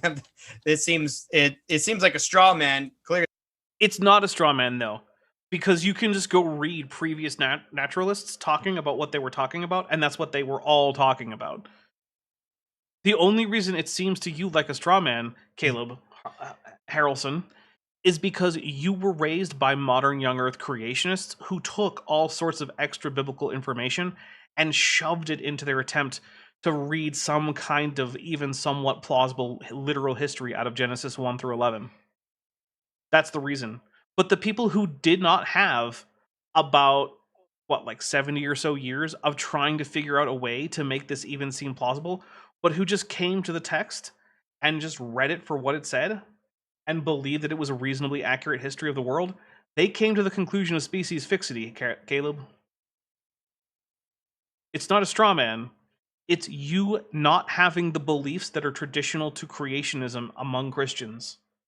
Because creationism has had to retreat so many times in the face of overwhelming evidence that not even other creationists could accept, right? Like, there's a reason why a lot of books, if you look, even older books after the idea of kinds started to come about, still talk about the giraffe's neck as if it had to be specially created as such, even though modern creationists will accept that other giraffids that are extinct, as well as the extant okapi, share common ancestry, which means that the original giraffid couldn't have had that crazy long neck. It probably still had a long neck according to them, but certainly not one that required like check valves and like special pressure absorbing structures in the brain for when the blood flow reaches the brain after leaning the neck down.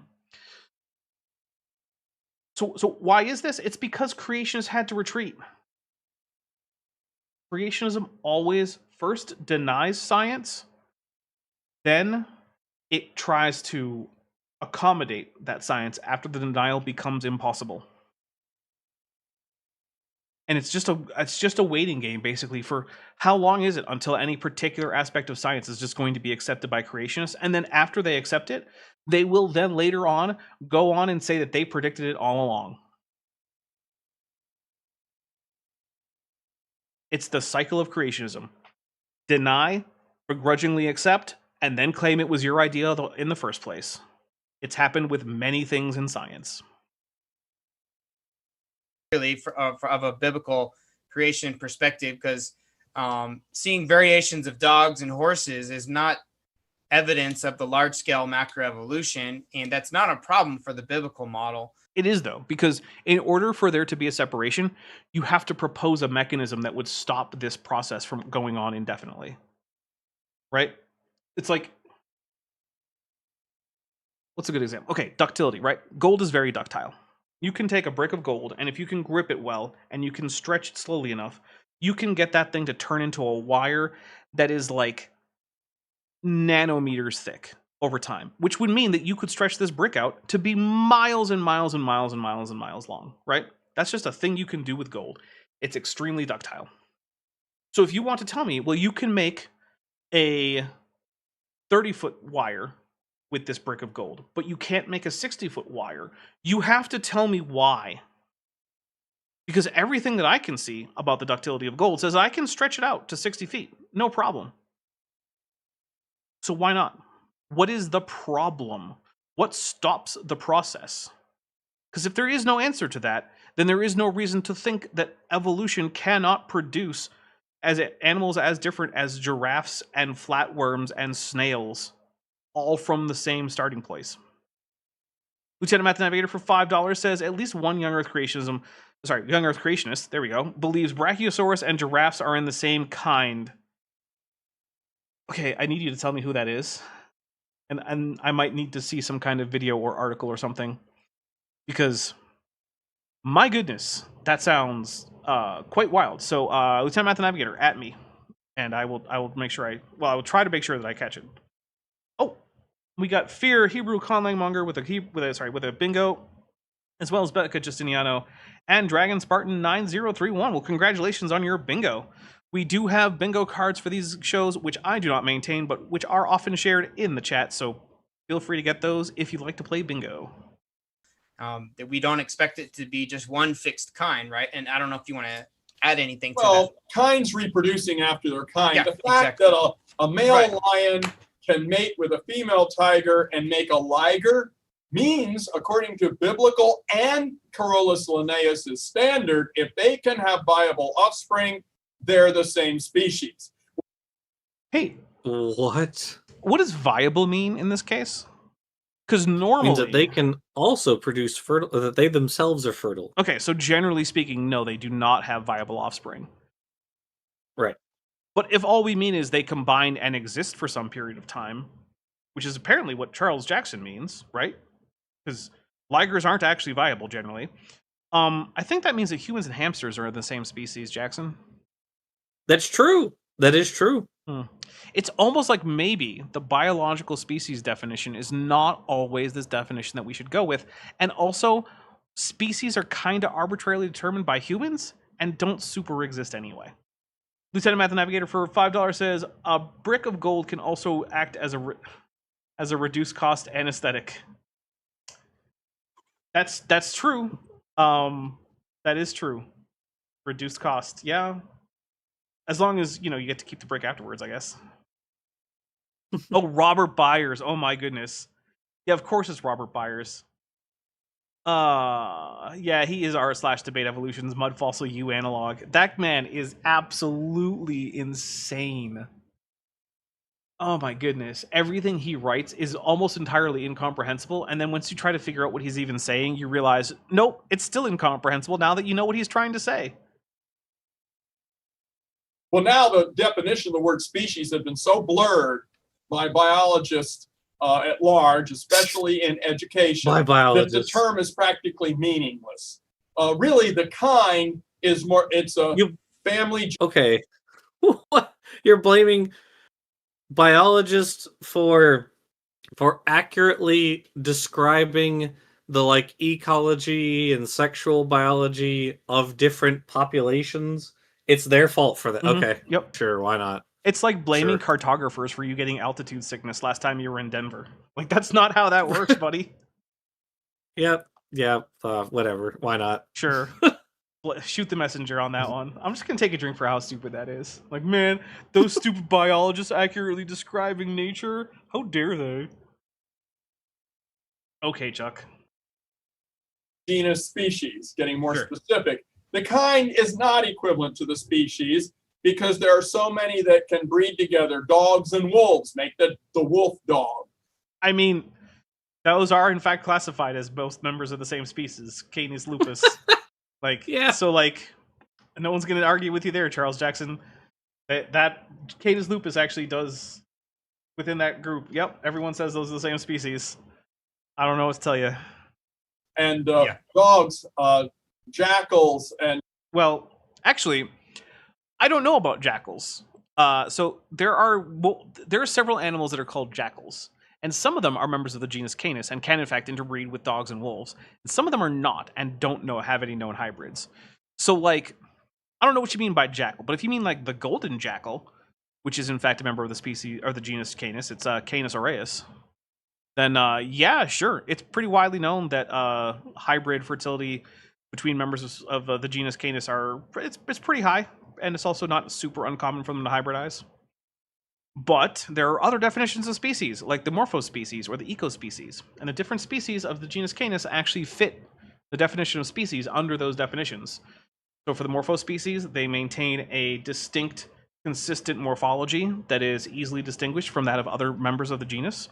In terms of the ecospecies, the other members of the genus Canis maintain distinct ecological roles, even in places where their range overlaps with other members of the genus, like coyotes and wolves, or golden jackals and Arabian wolves, which are different species to the gray wolf, right? Like, they meet those definitions. And because they maintain these distinct populations with distinct and consistent morphology and ecology, it doesn't make a whole lot of sense to call them all subspecies, and so we don't. But fundamentally, it's arbitrary. But that's not the point. Who cares if species are arbitrary? The point is that we both agree that clades aren't arbitrary, and you think some clades are special clades that don't connect to other bigger clades as a result of actual descent. And so it's on you to tell us how you know that. How did you determine that this clade isn't actually connected to its sister clade that everyone else thinks is a sister clade? And then they together form a bigger clade, right? So if you don't think that canids, we'll go with felids because it's easier to get like sister groups there. So if you don't think that felids are related to cervids, what is it? Not cervids. What am I thinking? Civets. What's the family name for civets? Viverids. That's it. Yeah.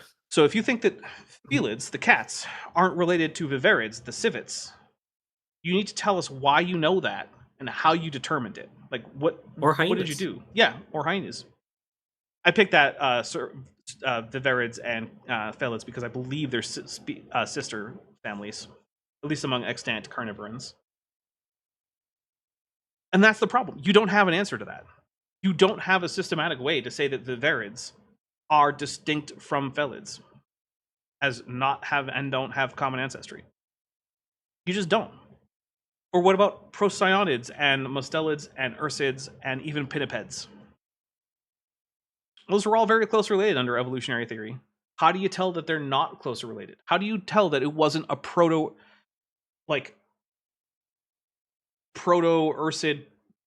pinniped that came off the ark, right? How do you know it wasn't the common ancestor of raccoons and kinkajous and seals and sea lions and bears and skunks and weasels that came off of the ark? I don't know how you would make that determination other than just kind of it doesn't pass the vibe check. But hey, good Jackson. Which section of a scientific paper does the vibe check get put in? None. Yeah. And as Jillian Wren points out, excellent question. The answer Although is if you're shut good up. friends with the editor, it might be in the conclusion. Yeah, and then maybe you'll complain about religious discrimination after you decided to publish a paper without peer Correct. review. Yeah. Correct. This is a real thing that happened, by the way. It was in what was it? No Intelligence Allowed. Yeah, Stephen Meyer. That's why he was not asked to return for that job. Yep. Dutch Tunicate official for $2 says humans and hamsters are one species, Godzilla. They sure are, at least according to Charles Jackson's logic. I'm sure he would then counter with like, well, no, they have to reach adulthood. And then I would say, well, that's completely arbitrary. So you're saying that if two... I mean, that is what Georgia Purdom says in the answers in her chapter of the New Answers book with Bodhi Hodge, where they talk about hybrids, because she's like, she actually was the one who brought up the human hamster hybrids. RJ and I had never even heard of this before. Nice. She brought it up and then goes, okay, but they didn't get far along enough in development for that to count. It's like, first of all, where's the cutoff there? I'm still grappling with the concept of a human hamster hybrid. But also, like, yeah, where's the cutoff? Why did you pick this? Oh, yeah. It's because it disqualifies hamsters, but keeps in mules and ligers. That's why. It's literally a post hoc explanation that keeps the one she wants and doesn't keep the one she doesn't want. That's literally all it is. There's no objective amount of like development. Like, I'm pretty sure that that one half African elephant, half Asian elephant calf that did not make it to adulthood would be cited by a creationist as showing that elephants are in the same kind. Right. Yeah, 100%. Absolutely. And yes, Fearmonger, the blurry potato, says, but I thought life begins at conception. I mean, I would argue that actually it does begin at conception. That is the moment that you can say that you have a new individual member of the whatever species. And that, yeah, that is in fact when that member of that species' life began, identifiably. Yep. I would also say that on its own is not in fact an argument that sheds any light on abortion, but it does shed some light on what counts as a hybrid, in my opinion. And wolves and coyotes and dingoes can all mate together. Okay, so we got dogs, wolves, coyotes, and dingoes and jackals. 3 of those 5 are members of the same species. Charles. Yes. Charles. Yeah. Can you not name more like Canis species? Listen, like the Arabian wolf? Dapper, there are so many members of Canis. There's poodles. No. There's Great Danes. No. There's Chihuahuas. I hate it. There's German Shepherds. Oh, what about the Ethiopian wolf? Talk about the Ethiopian wolf. It's at least a different species. And it's also really cool, and no one knows about them. Guys, after this show, go Google the Ethiopian wolf. It's really freaking cool. And no one knows about it, except I presume the people in Ethiopia and like scientist nerds. Yeah, but like there are actually so many cool members of genus Canis. And the creationists are like, well, like wolves and dogs and dingoes. And I was like, oh my god. Also, dingoes are dogs. They are in fact dogs. Just sterilized dogs. Yeah. They're actually very closely related to the New Guinean singing dogs, if I remember correctly. Oh yeah, yeah. Lieutenant Math Navigator for $5 says, well, there is that one field of human relationship studies where the vibe check goes in materials and methods. Vibe check. Yeah, okay, I'll give you that one. There is that. I think that Kinsey was familiar with that field of study. Together, maybe even foxes. That means they're all in the dog kind. And we say the wolves are Canis lupus and the dogs are Canis familiaris. No, Charles, you were like a decade and a half at least out of date on that. The update has been made for a while now that the binomial for domesticated groups is going to be the same as that of the species of their wild ancestor, and that the domesticated variety is going to go on as a subspecies. So dogs are Canis lupus familiaris. Cats are no longer Felis catus. They are Felis sylvestris catus. I forget what that makes horses, but it changed to... They're not Equus ferus, aren't they? Oh, I think they are. Equus so ferus, it used to be that they like, were Equus caballus, and now they're Equus ferus caballus. That's what it is. Yeah. Okay. Yep. Couldn't remember a ferus. Thank you. So yeah, that is a thing that has been the case for quite a while now, Charles. And if you're going to keep up to date with science that you're trying to debunk, which you should if you're going to debunk it, it would behoove you to know how to actually talk about these animals. Horse behoove. I didn't even notice. Lieutenant Math the Navigator for $5 says, this is a man that probably thinks there's only 2 Abrahamic religions. I think he'd get it up to 3. I think he thinks there's 3. Which is not even close to the number. Yeah. But, yeah, actually, I encountered someone once who told me that the word behoove was sexist. Because it was only ever used of women. Behoove? And I was like, I don't know what you mean that it's only ever used of women, because I frequently use that word in relation to men. So, like, maybe you only use the word behoove to refer to women. But, like... I've never heard that. Okay, no, yeah, that's a new one. It was a very strange experience to me. It also kind of reminds me of the time that someone yelled at me about being racist because I crossed the street, but I was literally at the point where I had to cross the street to get into my house. And it's like, I don't know what to do. Do you want me to pass you so that I didn't cross the street while you were approaching me, and then have to turn back to get to my house to make you feel better? Like, is that how you think I should act? Because I'm not going to do that. That is rather odd. Yeah, it was a black man who was coming near me, and like I get what he thought was happening, but also I'm at my house. I don't know what to do. You would think if someone sees you like going into a house, they'd be like, "Oh, that's his house." Okay. Which I did. I went in the house. I was just like, my goodness, dude. And he kept yelling. And I was like, dude, I get it that's a shitty thing for someone to do, but like, I went inside.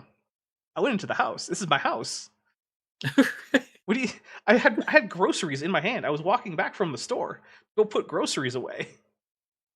Right. Lieutenant Matt the Navigator for $5 says, you are genus Canis. Inside of you, there are more than 2 wolves. A lot more than 2 wolves. Oh, okay. Really, Canis is the kind, and maybe even Canidae. Okay, so Canis is a kind, and maybe Canidae. So there's a problem there, isn't that not all canids can interbreed? So if we take Canidae as the kind, then we can't actually use breeding compatibility as our criterion, because in science, it's far more important to be able to give a no answer to a question than to be able to give a yes answer, but not be able to give a no. So the fact that you can say, yes, wolves and dogs and jackals and coyotes and, well, golden jackals and coyotes are in the same kind, that's all well and good, sure, whatever. The more important thing is, can you say that anything is not in that kind? Can you say the dole is not in the same kind? Can you say the fox is not in the same kind? Can you do that? And the answer is no. Creationists have no way to do that. So, okay, whatever. That just means that there could just be one kind. It could be all of life is one kind.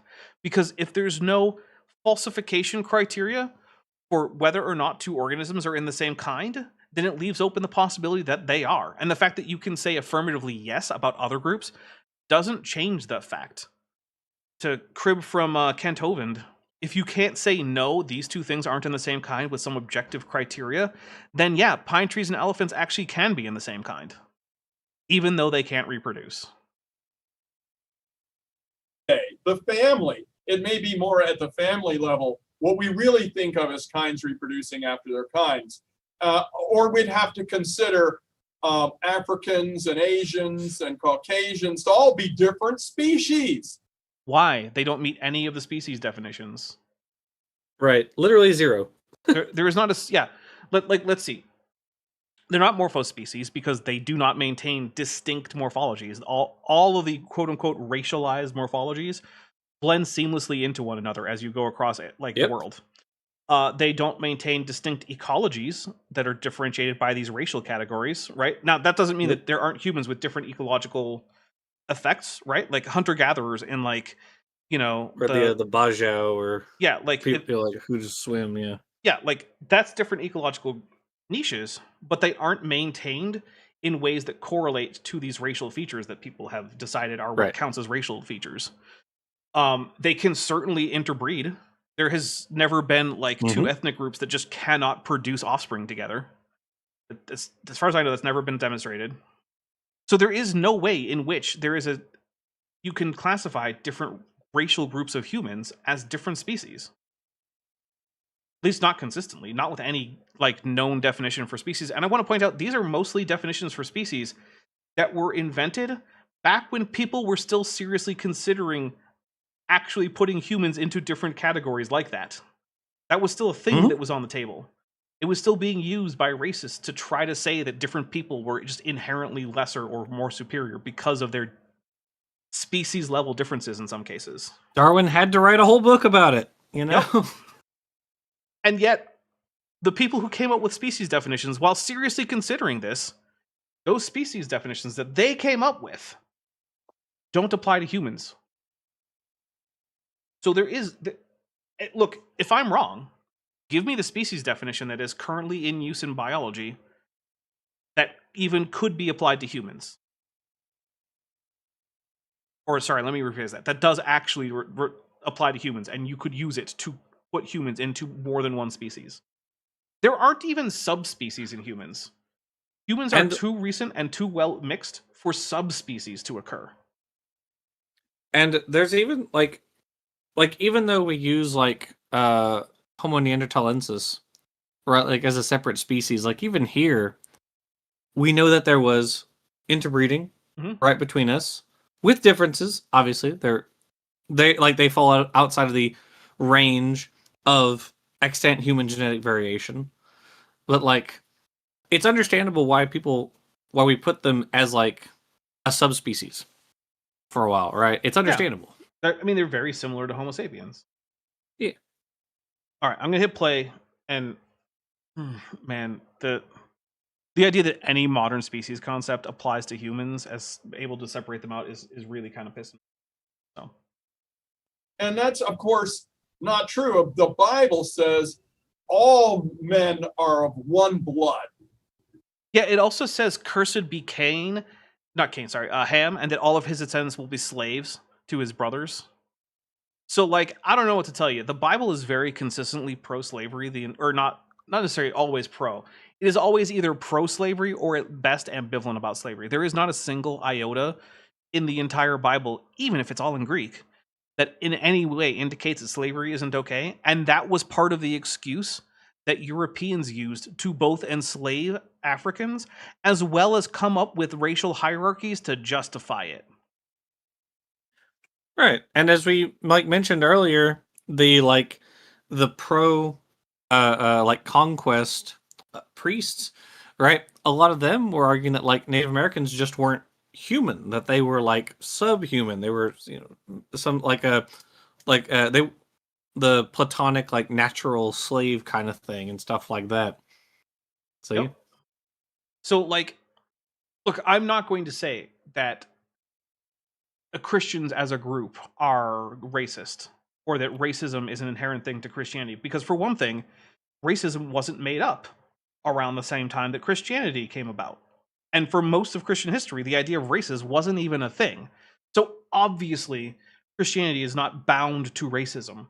But when it comes to the people who invented racism and who had to come up with it in order to excuse their own inexcusable behavior that was itself actually pretty well justified by the Bible, it was mostly Christians. Christians didn't invent anti-racism, they invented racism.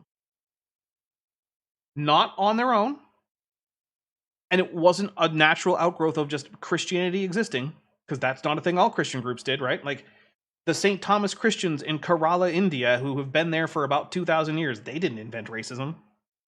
It's not inherent to Christianity, but my goodness, if you're going to point fingers, it's not the evolutionary biologists you get to point fingers at. You need to point the fingers at yourself, because not only was it Christians, it was primarily Catholic and Protestant Christians. Specifically those groups. It wasn't the Armenian Apostolic Church. To reference a church I almost never reference. My Unfinished Journey for $2 says, Hail Daps, good jacks, and clear and accurate science. Indeed. Alright, I'm gonna hit play. We're all one race, the human race. It's actually anti-biblical, and in these days it's then point the finger at yourself, man. Do you know that there are like dozens of denominations of Protestants in the United States that exist either because the rest of their historical denomination was too pro-slavery, or because the rest of their denomination, the bulk of it, was in places where abolitionism was popular and they wanted to stay pro-slavery? There are so many churches in the US that only exist because the people who founded that church were pro-slavery. How many science departments exist in the United States because some of the scientists wanted to be slave owners? I'm not aware of any. Jackson or Good Jackson, are you aware of any science departments? I'm not aware of any. Yeah. There are entire denominations that only exist to be pro-slavery. Now, most of them have abandoned that since then because it's become too unpopular even for them. But also, hey, you know who created basically the entire idea of Christian academies, which are still Who? It was segregationists who didn't want their good white Christian children to have to go to school with black children. Okay. So they set up church schools called Christian academies, and you only admitted church members, and it wasn't about race. You just only admitted members of certain churches, and those churches might have had racial categories. Yeah, right. But like, it's not actually on paper anywhere that this Christian academy doesn't take black students. Oh, is that kind of sounds familiar? Like there was a Supreme Court decision recently that was like, yeah, people don't make districts or voting districts based on race. They just make it based on party, and if it just so happens to line up with race, well, that's just kind of incidental. Yeah. Never mind that it's actually the other way around, but whatever. Olivia Williams, Purple Fairy Light for $2.79 Beaver Bucks says, pointed Pastor Doug Wilson. Yeah, there's another good place to point. Yeah, there's a place where he can point. It's not like there have never been racist scientists, and scientific racism isn't a thing that tries to base itself on science, right? That's definitely a thing. But when it comes to who do you point the finger at, sure as hell isn't biologists. an important Worth worldview. Remembering that Doug Wilson writes books with white nationalists defending slavery, and the Secretary of Defense, Pete Hegseth, goes to the church where Doug Wilson is the pastor. Worth remembering all these things. Yep, it sure is. And also, it's been curious to see a lot of admirals and generals who are African American being fired from their posts and sometimes being forced to retire. Very odd. Yeah. Yeah. It's almost like Charles Jackson is a mouthpiece for white supremacist ideas, even though he denied it. True. And he might not even himself be a white supremacist. That's possible. I don't know him. But it's kind of like what Graham Hancock, right? It's like, even if you're not a racist and a white supremacist, Graham, you are encouraging people to check out books that contain racist and white supremacist ideas because they're where you got your ideas from.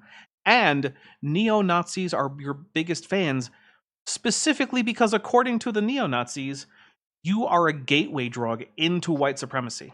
Graham Hancock. doesn't actually matter that much if you're a white supremacist or not. I don't actually think he is. Mhm. Doesn't ultimately matter because he's still getting people into it, including people who aren't white, which is always just a crazy thing to me. Like the fact that they're non-white white supremacists is always weird. That's they. I think was it John Oliver who had like a clip recently of like it was like a Hispanic ICE agent arresting a Hispanic dude. It's like, what's going on here? You know? Right? Jeez, you don't belong here. Like, you looked in the mirror, buddy? Because if he doesn't, you there's sure no don't one either. who hates. There's no one who hates like a Hispanic country more than someone from a different Hispanic country. You know, like. I mean, there is a lot of like in Latin America, like rivalry and even sometimes hatred between different countries. And to be fair, those countries have not always treated each other very well. That's very true. I mean, yeah, Bolivia and Paraguay, Guatemala and Mexico, yeah. Yeah. Turns out humans like to go to war and be shitty. My unfinished sock for $2 says, "Don't be blurry, like and share the stream instead." Yes, indeed, please do. All right, we're gonna get a little bit more Charles Jackson in here, then we're gonna just get out of here, and I will start up some Star Trek over on my server. So here we go. Lesson to take from the Bible: racism is anti-biblical. Whenever it's mentioned in the Bible, it is condemned. It's never mentioned in the Bible. I'm taking a drink. There is not a single place where racism is mentioned in the Bible, Charles. However, you know what is mentioned in the Bible? It's that when a foreigner comes into your land, you need to treat him with respect and dignity and make sure that you protect him and his property and show him hospitality and allow him to live among you in peace. That's a thing that's in the fucking Bible, Charles Jackson. So while anti-racism isn't in the Bible, neither is racism, to be fair, because it wasn't even invented when the Bible was written. But hey, if we're going to start paying attention to the Bible when it comes to how we structure society, I don't know, maybe we should listen to the parts of the Bible that talk about the need to care for the foreigner, the widow, the orphan, and the poor, and to make sure that they have housing and food and clothing. Maybe that's the part of the Bible that we can listen to. It is one of the most consistent things in the entire Bible, both Old and New Testaments. It's hard to read more than like a few verses in any of the prophetic writings in the Old Testament without coming in contact with the idea that God is angry at the elites in Israel for not sufficiently caring for the needy. There's whole sections in the New Testament about how what Christians should do is go and visit those who are imprisoned. They should feed and help clothe and take care of orphans and widows, and how they should share their things with such people, and how whatever you do to the least of the people in society, you should treat that as how you're treating Jesus himself. I don't know. I feel like maybe Christians in America could take a look at what the most consistent things in the Bible are and do some of those. And I want to be clear here. It's not the case that none of them do, right? Like, there are churches that are doing that. There are churches who are putting up food banks and aren't asking you to join if you come and take any food. There are churches who are setting up, like, gifting things to children who don't have their parents anymore, or even just single parent children. Like, when I was at church, or when I was going to even the evangelical church in my childhood, we had special clothing and toy drives specifically for people who were poor or who had only a single parent and were poor for that reason, because it's hard to get into the middle class if you have only one income and you're a single parent who doesn't have anyone else to take care of their kids. So there are churches who are doing that. And I've also gone to soup kitchens with a church group and not preached to anyone and just handed out soup to people who were hungry. So it does happen. But holy shit, does it seem to be a minority. And I'm just going to leave it there before I start getting pissed off. Jackson, what do you got coming up that you want people to know about? The Mixatrix Tale will be the next one. It sounds like a breakfast cereal. Mixatrix are for kids, yeah, it's true. Or, well, for termites, but, Termites have kids. So, that's true. Termites do have kids. Well, some termites. And so, we'll be doing that one next. And then, I think there's only 30 episodes left of the Ancestors Tale after that. Oh my god, we're so close. Um, and then I don't know. Sometimes I think about writing like a political video, and then I'm like, I get really depressed. Because yeah, if you guys watched the destruction of American healthcare, Which a lot of you would people know did. what I mean. Yeah, it did pretty well. I mean, it's topical, so Yeah. but it's that video was hard to write, and there are some other really interesting. I have ideas for other videos that I think are really interesting, like and this is something I kind of mentioned in the American healthcare videos, like how in times of like cultural crisis, like far right conservative groups spring up. And you can compare, for instance, like the rise of the KKK with the rise of like MAGA and other groups, other similar groups. So I was kind of thinking of doing one like that, doing the parallels. But it's also really hard to write those. Yeah. They're not fun to write. No, they're really not. So Mix of Tricks Tale I'm working on that. Awesome. All right, well, what's coming up here on this channel? So on Thursday at noon Pacific, 3 p.m. Eastern, we have the next part of the Canadian homework thing, which is creationists still can't understand mutation. Or mutations. Yeah, I guess I did say mutations. All right, so that is going to be at noon Pacific, 3 p.m. Eastern. And that is going to be, basically, we're going to keep plowing through all these articles that the creationists assigned me as homework. Then on Friday at 5 p.m. Pacific, 8 p.m. Eastern, we have Wrath and Glory Malleus Hereticorum Trader's Hymn. So basically my next campaign is going to be Wrath and Glory Malleus Hereticorum, and this is going to be a special preview, like prequel to that. And we have a number of people playing. I believe Landon will be there. I believe Metageeky will be there. Zerolon will be there.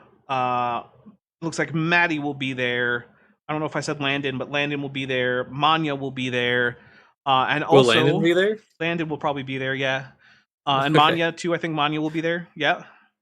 Okay. But also there will be a new person whom I don't think anyone here knows. So check Exciting. that out. Yeah. Yeah. Secret person. Secret surprise. Then also on Saturday, I will be back for Dapper Reacts, but Vishanti won't be able to join us, so I will be there with Kip and me, just us, and we will be talking about Carl Kirby's take on dinosaurs, because I've already done Carl Kirby's take on evolution as a whole, on hominid evolution, and I think on whale evolution. So now he's going to talk to us about dinosaurs. So that'll be at noon Pacific, 3 p.m. Eastern. And then next Tuesday should be Kent with Bent, number whatever, at 6 p.m. Pacific, 9 p.m. Eastern. So please come check that out. Please do like the stream, share these streams. It really helps. And honestly, YouTube has been making it hard for a lot of creators to get the numbers that they're used to. And I've been doing okay for the past few weeks, but like it's starting to get a little shaky again. So please use the share button, use the like button, leave a comment. Yeah. Also, Sheepit is really important because my computer is currently out. I'm streaming this from a little laptop that I bought specifically so I could keep working. And my computer is currently in the repair queue at the shop with the manufacturer. And I still do not have an ETA on that. So, Sheepit is very important. If you want to help render for me, there's a section in the description called How to Render for Me. You go to the website linked, you download the client that's appropriate for your operating system. You put in the login information that's in the description, and it will help me get videos rendered faster. I've gone from being 4th among all the renderers on Sheepit down to 12th as a result of not having my computer contributing.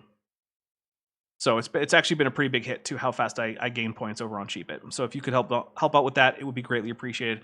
So after this, like immediately after, I'm going to be heading over to my Discord, and we're going to be watching some Star Trek Enterprise. We are in season 2. And maybe we'll even get 2 episodes in a row in which no part of the plot is involved in how attractive Jolene Blalock is. It's possible. I don't know, but it's possible. Because my God, are a lot of the plots of that show about how attractive Jolene Blalock is. But hey. All right, Jackson, unless you have anything else, we're going to get out of here. Huzzah. All right, I'll take that as a no. And so the last thing I will say is that ice must be abolished.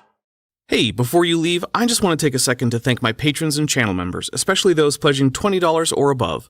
Siloof, Ben Tovind, Tapioca Weasel, Mikau Dominiak, Sammy LaFleur, Edwin M., Kenneth Swenson, John Ackerman, Sphincter of Doom, Regios, Landon Knoll, Ian Chen, Eleron Teller, Phil Rivara, David Hercules, Joshua Geese, Dan Sheedy, Pegajace, The Plastic Mouse, Gordon Loves Science, Amber Athelian, Prixie Purple, Agricola Sequa, and me, myself, and I.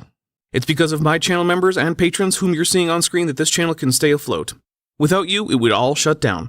If you want to join the team, there's a link to join the channel below this video, and there's a link to join the Patreon in the description. On the Patreon, you can get a 15% discount for pledging annually, and either way, you get early access to virtually all of my scripted videos months before they come out for the general public. Thanks for watching.